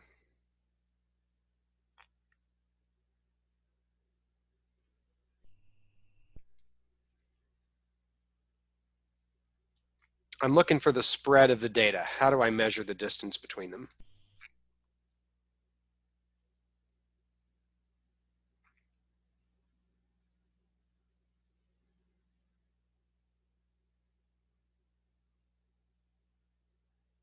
Is this like a scatter plot in a coordinate plane? I mean, it looks like that, but it doesn't really mean anything. These are just little data points all over the place. It doesn't really matter what it is. If I want to know the distance in between them, how could I measure the distance in between them? You could look at the range, the largest minus the smallest. Okay, I could do like a largest minus smallest kind of a thing. Yep. But then what am I doing? I'm saying, okay, here's 0, and I'm arranging these on a number line, right? Here's 0, and then it is starting to look like a scatter plot, yeah, where I've got some starting point over here. But without even formalizing it that much, I could pick one and say, okay, that's my starting point, and then I just measure the distance to all of them like this, right?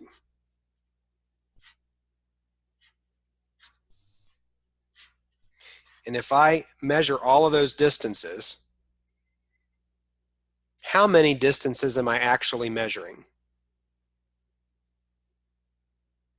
N minus 1. Perfect. I have n minus 1. So what this is saying is that if I have n data points gives me n minus 1 freely varying data points. N minus 1 freely varying data points. Because I've chosen one, and it doesn't matter which one, I've just chosen one as my starting point. So I'm protecting this one, and everything is going to be based off of 1. And so then all of these measurements I'm taking is n minus 1. Okay, and so that's how we're going to be measuring the size of our data set for these things, because they are so small. The data sets are small. N is a very small number. If n is a small number, each of these things has a very large impact on the data set. Okay, and so by converting from this idea of just a number of points to the number of freely varying data points, we're able to get more precision out of t, because remember, t is not very precise, right? So if we can kind of tweak this a little bit and get more precision out of it, hey, that's a good thing. So if we start thinking about degrees of freedom, we can get more precision out of it. Okay, and the reason for that is if I if I have a t distribution, the t distribution is actually going to kind of change. That might be for a really large n, which looks pretty normal, right? But as I if I decrease my n and using degrees of freedom, I'm actually going to get this family of distributions out of it that start to look like this. Okay, so we're starting to get back to this idea of this real, I'm going to really exaggerate this. I mean, that's got to be like for n equals 1. But my point is, all of these are t's. Okay, all of these are t distributions, and this is for large n, and this is going to small n. So as n is smaller, it gets flatter and flatter and flatter until this one is basically flat. Okay, so we actually care about how big our n is, and the larger that n is, the farther we're going to get closer to normal. The smaller that n is, the flatter we're going to get until we have, look at the blue line, there's no precision. There's no way to tell anything about that data set because it's completely flat across, and there's no precision in what it's going to tell us. So it's like 0% useful, right? So the difference here is going to be how big our n is, and I'm talking about small numbers. I'm talking about less than 30 now. I'm talking about less than 30. So the difference in those n sizes is going to be more significant. Okay. So when you start to look at a t-table,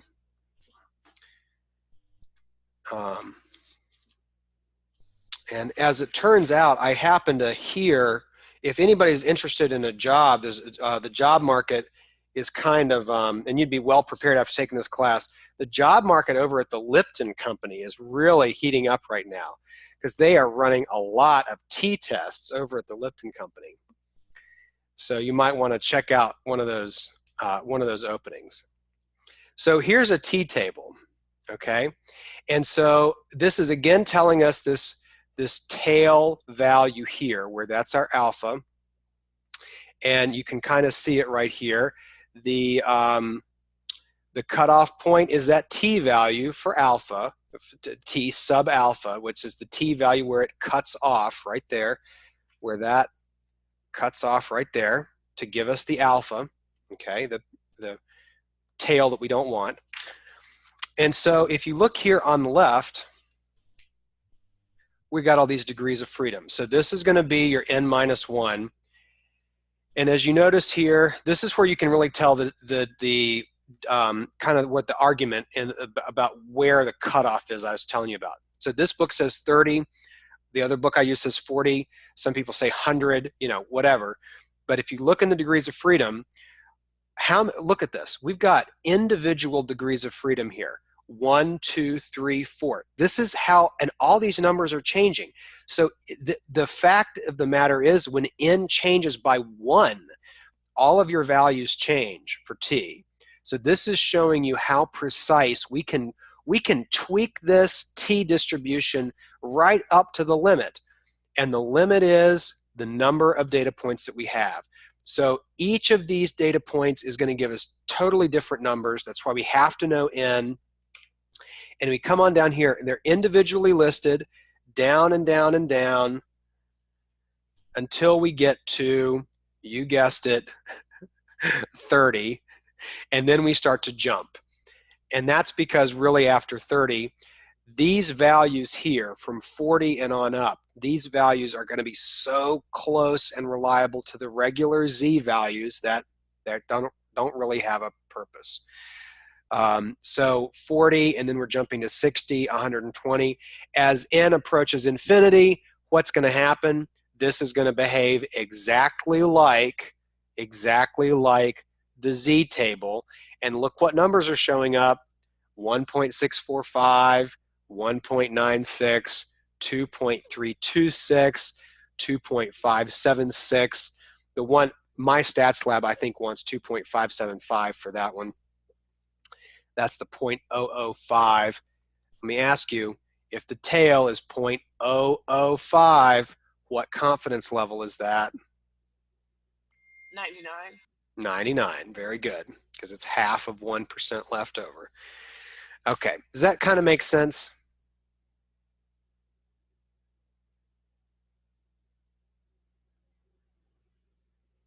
Is T starting to make sense a little bit here? Are we going to do an example?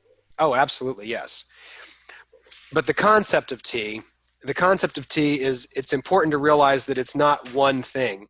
It changes depending on how specifically large your n is. Okay, so we're gonna get back to this and this. Okay, chat. Hug, yeah. I saved that joke for you guys because I know you'll love it so much. All right, anyway. Okay,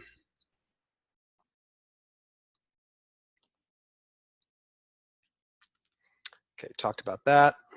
Here's a good picture. So it's a t distribution as a family, right? As your n gets larger, it gets more and more peaky, less taily as n gets larger.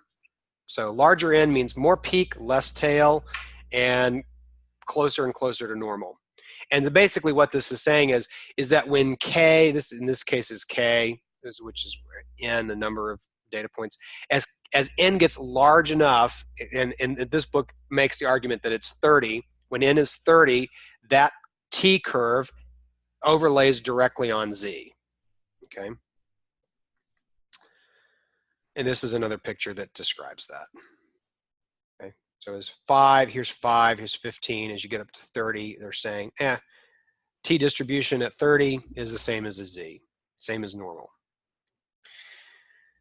So we're talking about this, the standard error. We mentioned that at the beginning of class, s divided by the square root of n. That's a kind of adjusted standard deviation. Degrees of freedom, we talked about. This we talked about. Oh yeah, when the degrees of freedom is greater than 100, the t-distribution are the same values as the normal curve. That is, you can use a z-table. Okay. We talked about that. Here's our alpha here in the tail. All right, so let's do an example. Okay. So here we have degrees of freedom is 16, because if the degrees of freedom is 16, then what was my n? 17. Yep, add 1. And I want alpha equals 0.025.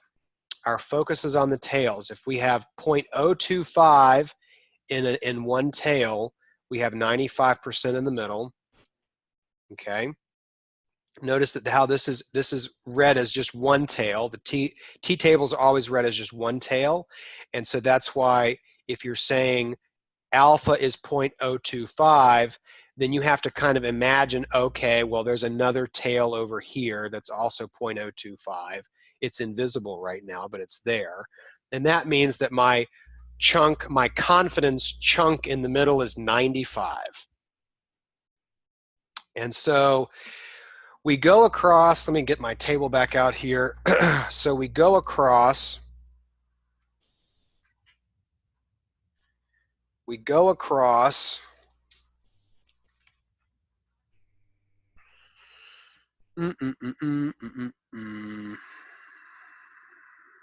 video. Okay. So we go across here, and we're looking at the 0.025, which is here. Degrees of freedom is 16. 16 should be right here. Let me get my, I keep using this white envelope, which is actually a water bill I have to mail. 16. There's that, 0.025. 2.120, right there. Everybody see that? Coming down at the 0.025. 16 degrees of freedom, I get 2.12. Everybody got that?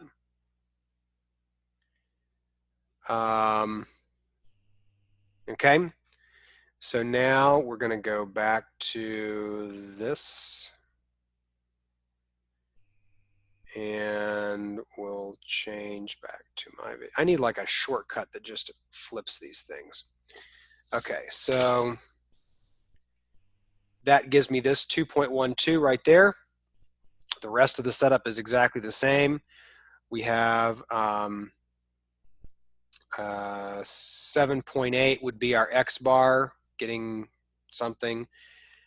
This is all the same here, and so it gives us an interval out of it. Okay. Only difference I wanted you to see there was just how to pull that t value. Okay. Here's a picture of a t-table. Let's do it on a calculator.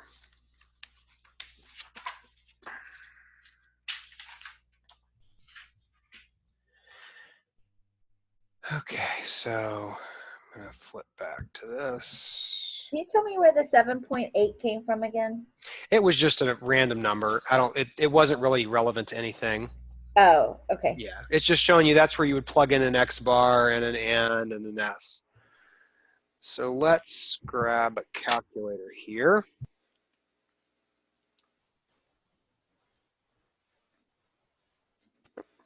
Stay there. Okay, so what do we got to do? We need to do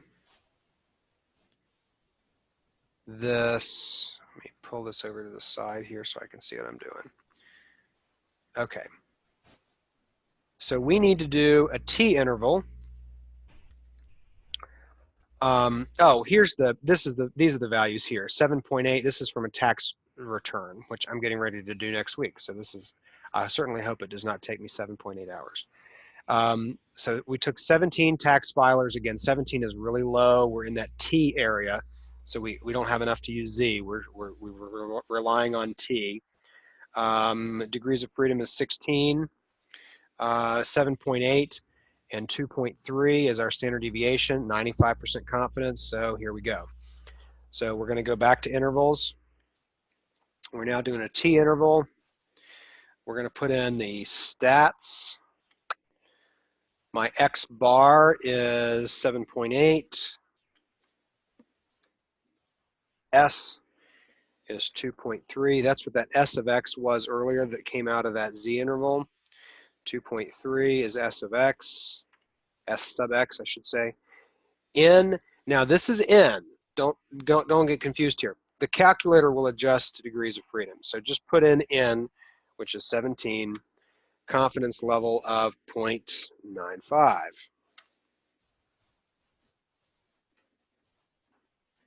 Okay, busy.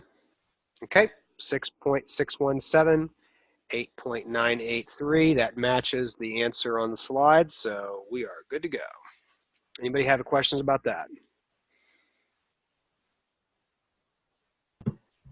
You said the SX is the standard deviation? Yeah, the standard deviation of the sample.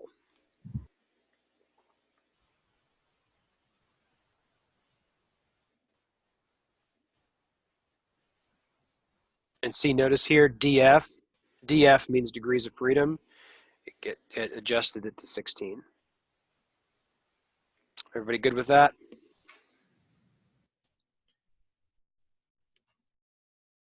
Okay.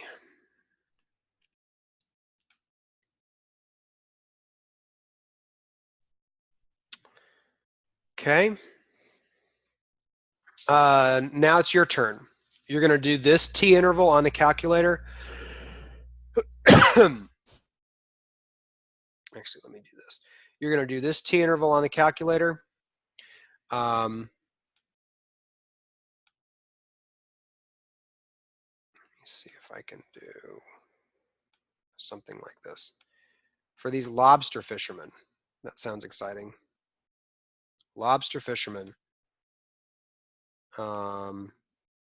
And I'm going to try to do it like this next time. Okay, so try it out, and I'll give you 2 minutes to do this.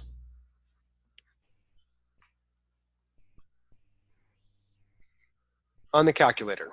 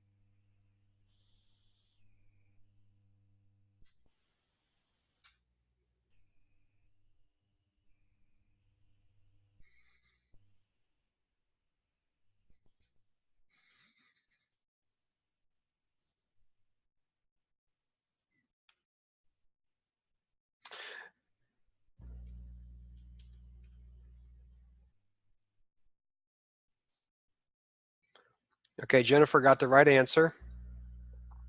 So on the calculator, I'll just go ahead and do it here. I've got my numbers in list 5. I'm going to go to intervals, which is F7. It's a T interval because it's so small, the data set is so small. I'm plugging in a list, a data list. List is in list 5, I think. Frequency is 1, and I need a 0.95 confidence interval. So I'll calculate it. 79.11 and 100.6 works for me. Okay.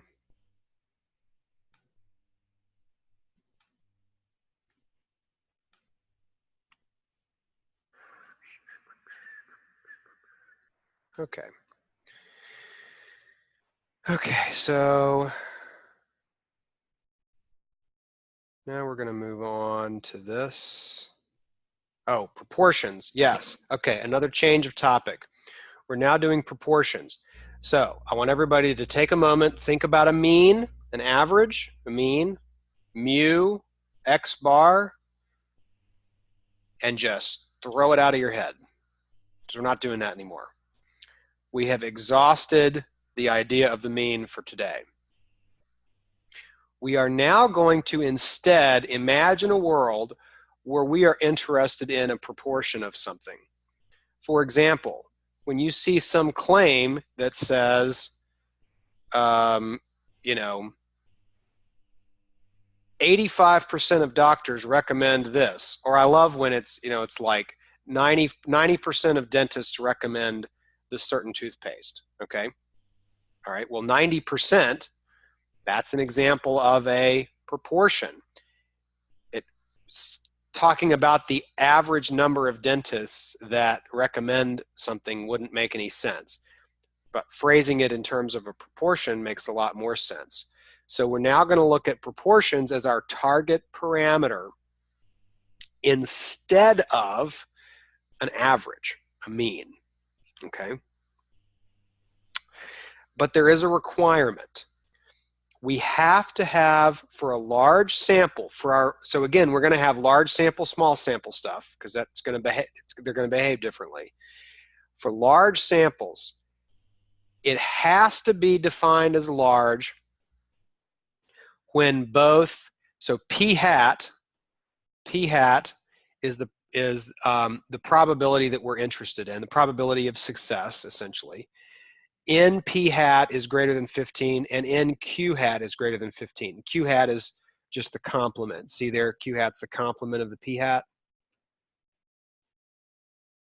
Q hat and p hat added together equal 1. So in order to make sure that we have a large enough sample, when you take your n and multiply by p hat, and then q and multiply by p hat, or q hat, excuse me, you've got to have 15 in both. Another way of saying that is, how could we maximize these numbers? Well, if both n and p are 0.5, or excuse me, if p hat and q hat are 0.5, then we're getting 15 here and 15 here, which means that n is what? N is 30. Okay, so again, we're back to that threshold of 30 here. So all this is just restating that threshold of 30 between what we're going to call a small sample and a large sample. Okay, because in this case, if n is 30, p hat is 15, or excuse me, p hat is 0.5, that gives me this 15, and the same over here. Okay, so the sampling distribution of p hat also has to be approximately normally distributed. P hat is an unbiased estimator for the true proportion. Again, for the exact same reason that X bar is a good estimator of mu.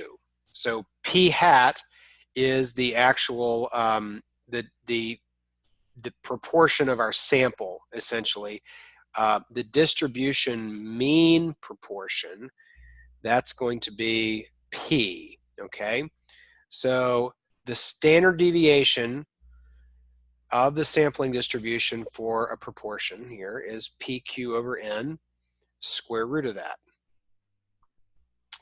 That's going to replace, that square root is going to replace our sigma from last time, okay? Or the adjusted sigma, the standard error, which is the sigma over the square root of N. It's replacing all of that. But look at how similarly these formulas are structured right here. We've got our point estimate, which now is no longer an X bar, it's a P hat. and it's plus or minus. We've got our z, same as before, because the distributions are both normal, right? The sampling distribution of x bar was normal, and the sampling distribution of p hat is normal.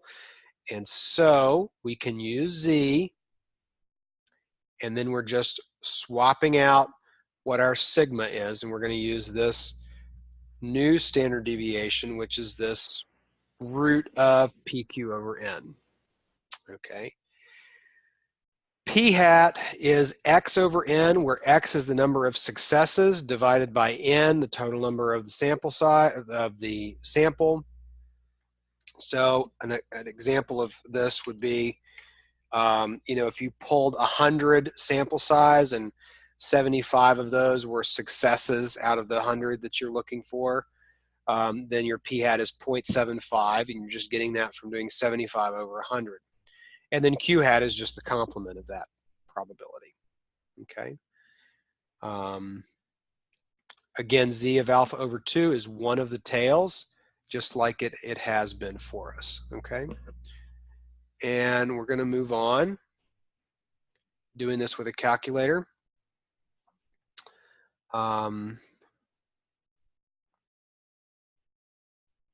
The calculator here is going to be a 1 prop z int. That is a 1 proportion z interval. And that's a spoiler alert that we're also going to get into 2 proportions, comparing 2 proportions, and that's super fun. So right now we're just going to do 1 proportion. So let's get to it. Let's get to it.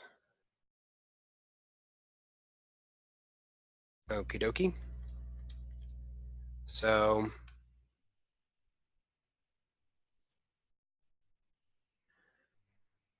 okay, we've got a sample size of 140. Oops. We've got a sample size of 144, and that yielded a p hat of 0.76. So we've got to check first and make sure our 0.76 times 144, yep, it's large enough. It's bigger than 15. P hat's 0.76, Q hat's going to be 0.24. Also checking that against 144 gives us 34. Yep, it's big enough. It's bigger than 15. So we can move forward with Z. We can treat this as Z, right? Both are larger than 30. All right. So now we're going to go here to, stat list editor. Okay. We have stats. So now we're going to go to interval. We're going to go to a 1 prop z int, 1 proportion z interval. Number of successes. Well, what is 0.76 of 144?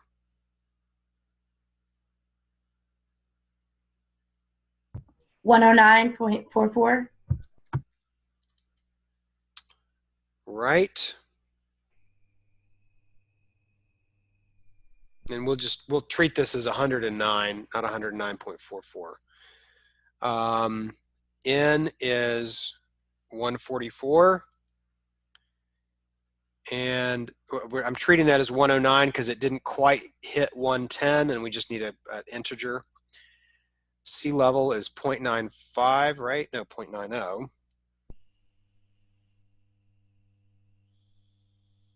Okay, so we're getting this. Now I want to do it manually by hand. If I do it manually by hand,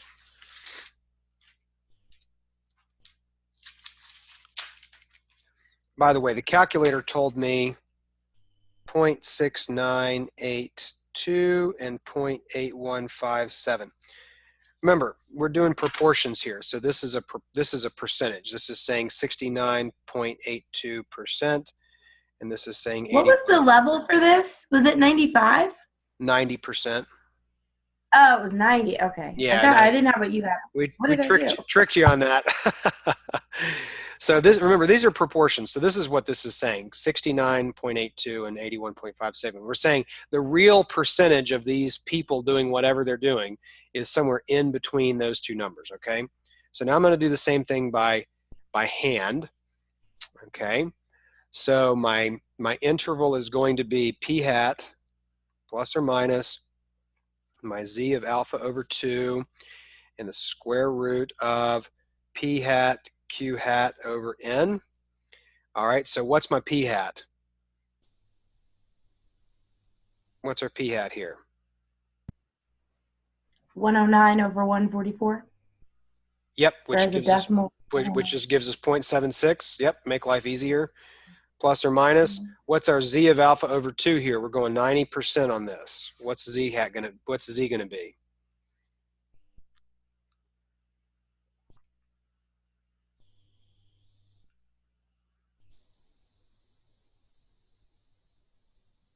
Same z as before for 90%.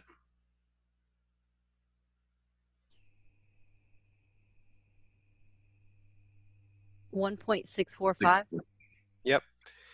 There it is. And then we figure out our square root here is going to be 0.76 times 0.24, all that over 144. Well, as it turns out, that whole number is 0.0356. So this is 0.76 plus or minus 1.645 times 0.0356. And we get, out of that, we get 0.7015 and 0.8185. So why did we get something different here? Why did we get this different than that up there?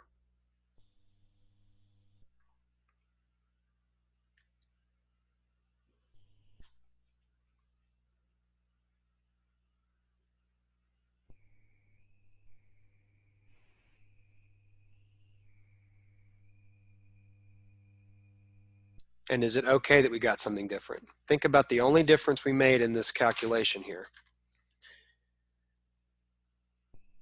Is it slightly different because the calculator used a critical value that was a little more accurate? That's a really good thought, but actually the difference is that the successes was 109, not 109.44. So by truncating that a little bit like that, see, we can't use the calculator because it doesn't understand. It has to have an integer number of successes. So this is looking at a discrete case where the successes are going to be exactly 109. Manually doing it, we can do it continuously and look at what's essentially a successes of 109.44. So notice that this is a little bit more, this fits inside of here. You see that? Well, not fits, but it's just a little shifted to the left. You see that? This is a little bit lower than this, and that's a little bit lower than that. That's because here we essentially used a p hat of 109 over 144. And here we use a p hat of 0.76. That's the difference. We truncated this. We truncated this, or rather, excuse me, this was at 109.44. We truncated the 0.44 off. That's why the difference there. So just keep in mind, it's not a huge difference, but just keep in mind if you're using the calculator, you got to have an integer number of successes or else it'll give you a slightly different number. Alex, can I ask you a question? Yeah. Okay, so a couple of minutes ago when you were doing your conditions, you were doing n times p, and you said greater than or equal to 15? Yes. Okay. So all that's doing is checking. It's just checking conditions. Right, but I'm saying it's 15, not 10. 15. Because then and then because in AP stat they do 10. So is it Well, just again, that's kind of goes back to the same argument of the T cutoff of 30. it's more conservative to use The AP stats book is very conservative. Right. Yeah. So to be consistent, this book uses a T cutoff. It says 30 is your cutoff between Z and T. So to be consistent with that, for this, they're saying that NP is 15 and NQ is 15, because how do we maximize those numbers? We set P at 0.5. If we make this 0.5 and this 0.5, then we solve for N and we get 30 out of that. It's the same 30. So setting these at 15 is just a way of being consistent between this T message over here and this P hat message. Okay, thanks. Makes sense? But the AP stats book is not wrong. It's just more conservative. Its numbers are going to be less precise and more conservative. Make sense? Yes, thank you. Okay, great. Okay, so let's go back to Zeus here. And that's why whenever you ask a statistician a question, they can't just give you a straight answer. Because it's like, well, it depends. How do you want to do it? Okay, anyway, try this. You're going to do this yourself. Local politician wants to be reelected. Wants to figure out if you can do it or not. So here are your numbers. Try it out on the calculator.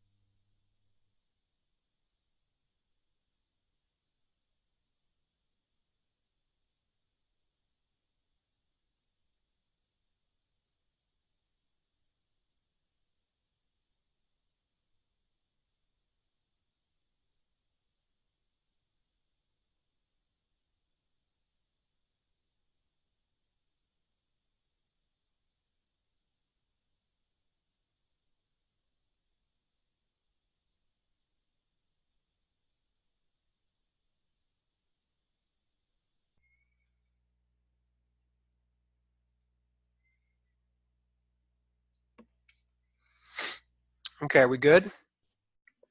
I got a chat here. Okay. 0.486, 0.574. Yep, looks good. Right there. I have a question. Sure. In example 8. Let me go back to example 8. Yep. I'm having a hard time with, for that one we used 109 for X, and then this one we just used the 265.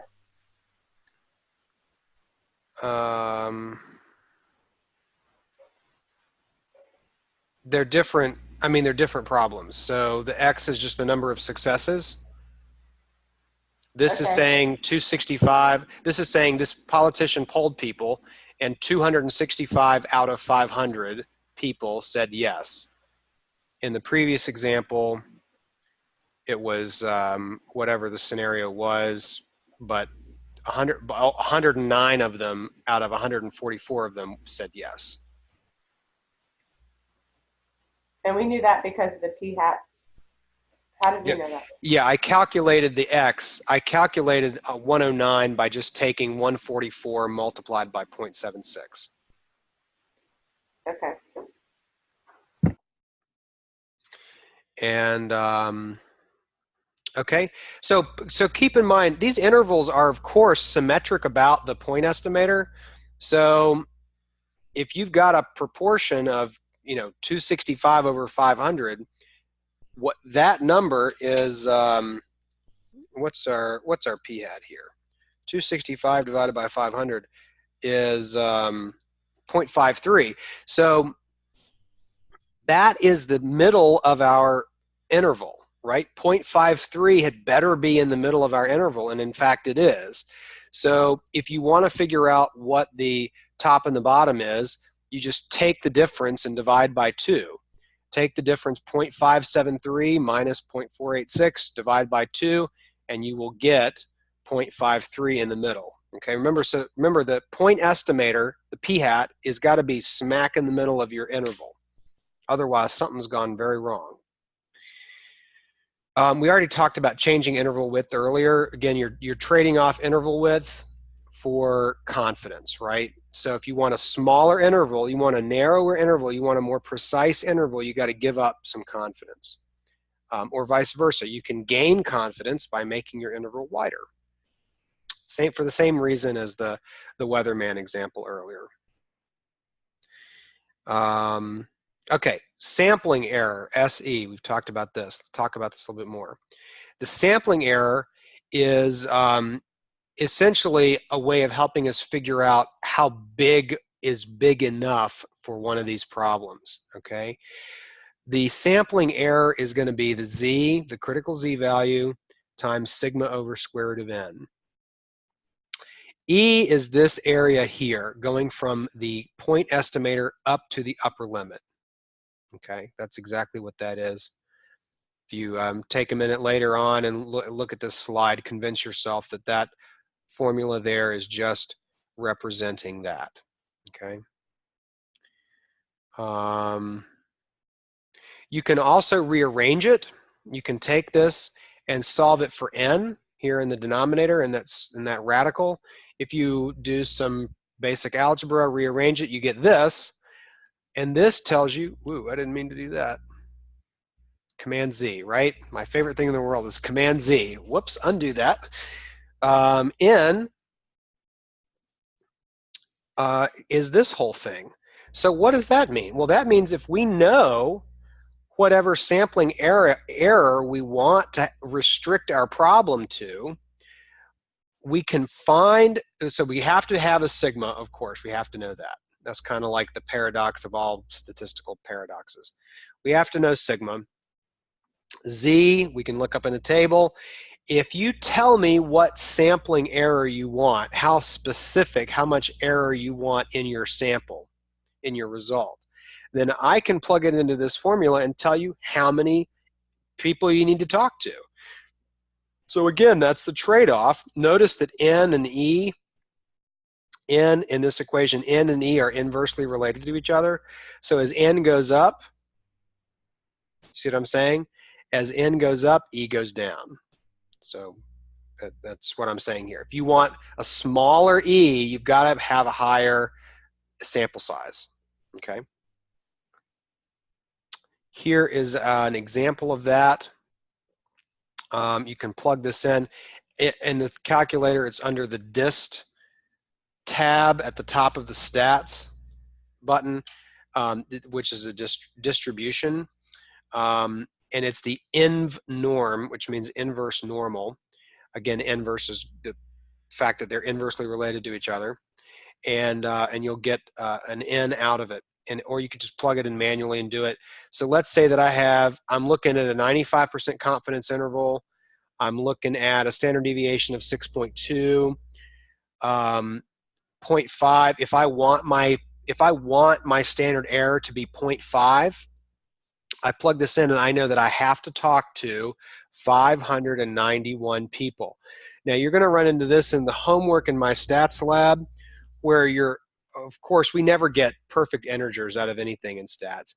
And in fact, you're always going to get some kind of a decimal like this, 590.684. You round that up to 591 because, again, if you have to talk to, just think about it logically. If I run this calculation and it says, okay, Alex, you have to talk to 590.7 people, well then, how many people am I going to have to talk to? I have to talk to 591 because I can't talk to 7/10 of a person. I have to talk to a whole person. And so that extra person is going to bump my number up to 591 from an erroneously usable 590. If I just talk to 590, I am not going to be able to hit that target of, I don't know how this slide is set up. If I talk to only 590, I'm not going to be able to hit that target sampling error, or excuse me, standard error of 0.5. So if I want to restrict myself to 0.5 error, I've got to talk to 590 and 7/10 of a person. So I'm going to actually talk to 591 people. Doesn't have to just be people. It can be any type of experimental unit that you have. I think there's a question in the homework where you're talking about cans, and it's a manufacturing question on these big, aluminum presses that make cans for canned vegetables.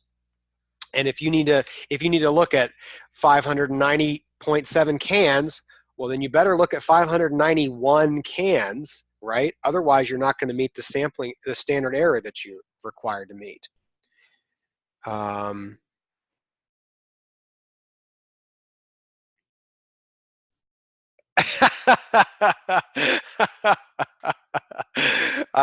That's funny, Lauren. Yes. Okay. This is the same situation here for binomial. We're just flipping around the equation set up a little bit, but it's the exact same thing I just said. But for a binomial experiment, this is how you would do that. Okay. If something was a yes or no kind of experiment, was it success or failure? And you just have your P and your Q, your Z, which gets squared, and the sampling error gets squared, and that gives you your N, your required N for a binomial setup. So the exact same thing I just said, but for binomial. Okay, let's do this. Try this, okay? We're going to do this for a car battery manufacturer, 90% confidence with an error of estimation that did not exceed 1. And our S is 8.4. How large of a sample is needed? So take just a second and try that.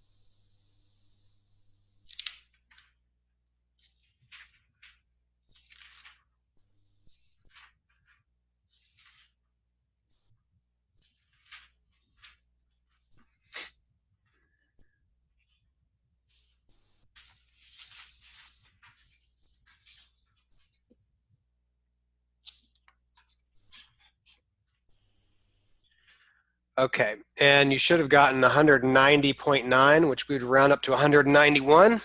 There's the setup for it. Again, we're using 1.645 for that Z value. We're using that because it's 0.05 in each tail. 90% confidence means we're at 0.05 in each tail. So looking at 1.645. You'll see that number pop up over and over again in life. Last thing we're going to talk about. So we've talked about means, we've talked about proportions. Now we're going to talk about variance. So everything we just did, we're just going to duplicate the same things but for variance, and then we're done for the night. So I'm not going to go through the whole kind of theoretical explanation again, but I'm just going to tell you that for variance, so we're not using, so variance is awesome. Variance is awesome, but it's also weird. It's a little bit weirder than the other things. So it doesn't follow a normal curve. It doesn't follow a t-curve. It follows what's called a chi-square curve, a chi-square distribution. So, of course, we have another table to look at. So this is what it looks like. It looks like, if you go back to the very beginning here, it looks like this negative bias, high variability thing. It looks like that shape right there. But this is what chi-squared is, okay? This is a chi-square distribution. And so we have chi-square tables I'm going to talk about in just a minute. And here's our confidence interval. This allows us to say that for variance, if variance is our target parameter, we can set up a confidence interval. Now, you know, why is this important? I want you to just stop and think. Why would we want to set up a confidence interval for sigma? Why would that be useful?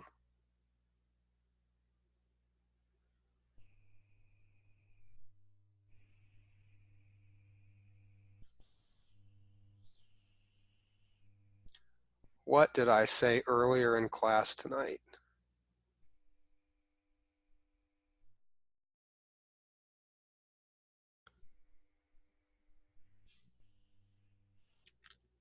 Anybody? Somebody bail me out here. Make me feel better. We remember what was said about sigma. Figure out where it is.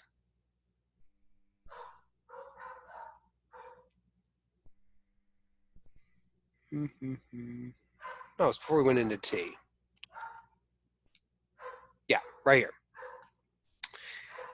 Sigma is almost never known, right? Variance, very important, but also very intangible, right? It's hard to get to. It's hard to get to. So all the statistical stuff is off the table, right? Because we don't ever really know sigma. Wrong. We can estimate it. We can estimate it. Praise the Lord, because we need it a lot of the time. So the way that we do that is we set up a confidence interval like this. And if the confidence interval is based on S, which we can find, we know S, and we know N. Those are very easy to find. N is just the number in their sample size. S is just the standard deviation of the sample. We can find S and N very well. And then if you look in the bottom here, we have chi-square values. Well, we got a whole table to look those up. So we can actually narrow down and figure out our confidence interval for sigma, okay, for sigma, even though we don't know it. And I think that's pretty cool. So here's how we're going to do this, okay? So the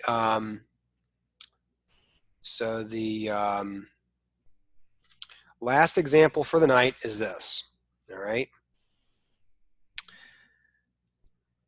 So we have an X bar of 21, we have an S of 2.5, and we have an N of 50, and I need to find a 90% confidence interval for a variance, okay?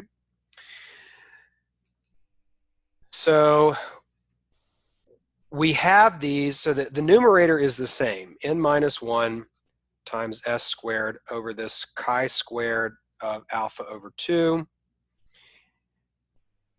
And the numerator is the same, s squared over 1 minus alpha over 2, so it's just the complement of that. And then sandwiched in between here is where we're going to get our sigma, okay? So the numerators are the same. Notice the numerators are the same. I've just got to find these two values. I've got to find this chi-square value and that chi-square value, all right? I'm looking at 90%, So I'm going to go here to page 586 and page 587. This is a chi-square table has two sides to it, because one is going to be the kind of the alpha over 2, and then the other side is going to be 1 minus that. So notice how this is 1 minus that column. Notice that. And then those are related. And so we're kind of weaving ourselves into the middle here. The 0.975 and the 0.025, 0.950 and 0.050. So they're matched up columns. Okay. So what we need to do here is we're looking at degrees of freedom again, and we're going to look at 49. And this is where I don't like the table in the book. I like the table I sent you, because the table that I sent you in email tonight actually has 49 on it. See, in this case, it just jumps from 40 to 50, right? So it's not as precise. But the table I sent you tonight has individual degrees of freedom all the way up to 90 or something. It's ridiculous. So it's a very good table. And if I looked up those in that table, I'm going to find for 90% confidence interval. So let's talk about which column we're going to go with here. Okay. So we're looking at 90% confidence, which means alpha is what? 10%, 0.10. Yep, 0.10. And so then I need alpha over 2 and 1 minus that. So what is alpha over 2 going to be?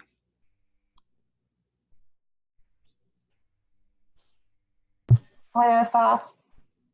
And 1 minus alpha over 2? 0.95. Right. So I need to look up in my table, I need to look up those two chi-square values for degrees of freedom of 49. Okay? And if I pull up the email that I sent you tonight, I should have it right there ready to go. I just called it good chi-square table because, yay, that's exactly what it is. It's a good chi-square table. So I'm going to share my good chi-square table. And here we go. Look at these beautiful numbers. Oh man, all the way up to 100. Each degrees of freedom all the way up to 100. So we've got upper critical values and lower critical values, okay? So here we're going to be looking at the 0.05 column for 49. We should get that, 66.339.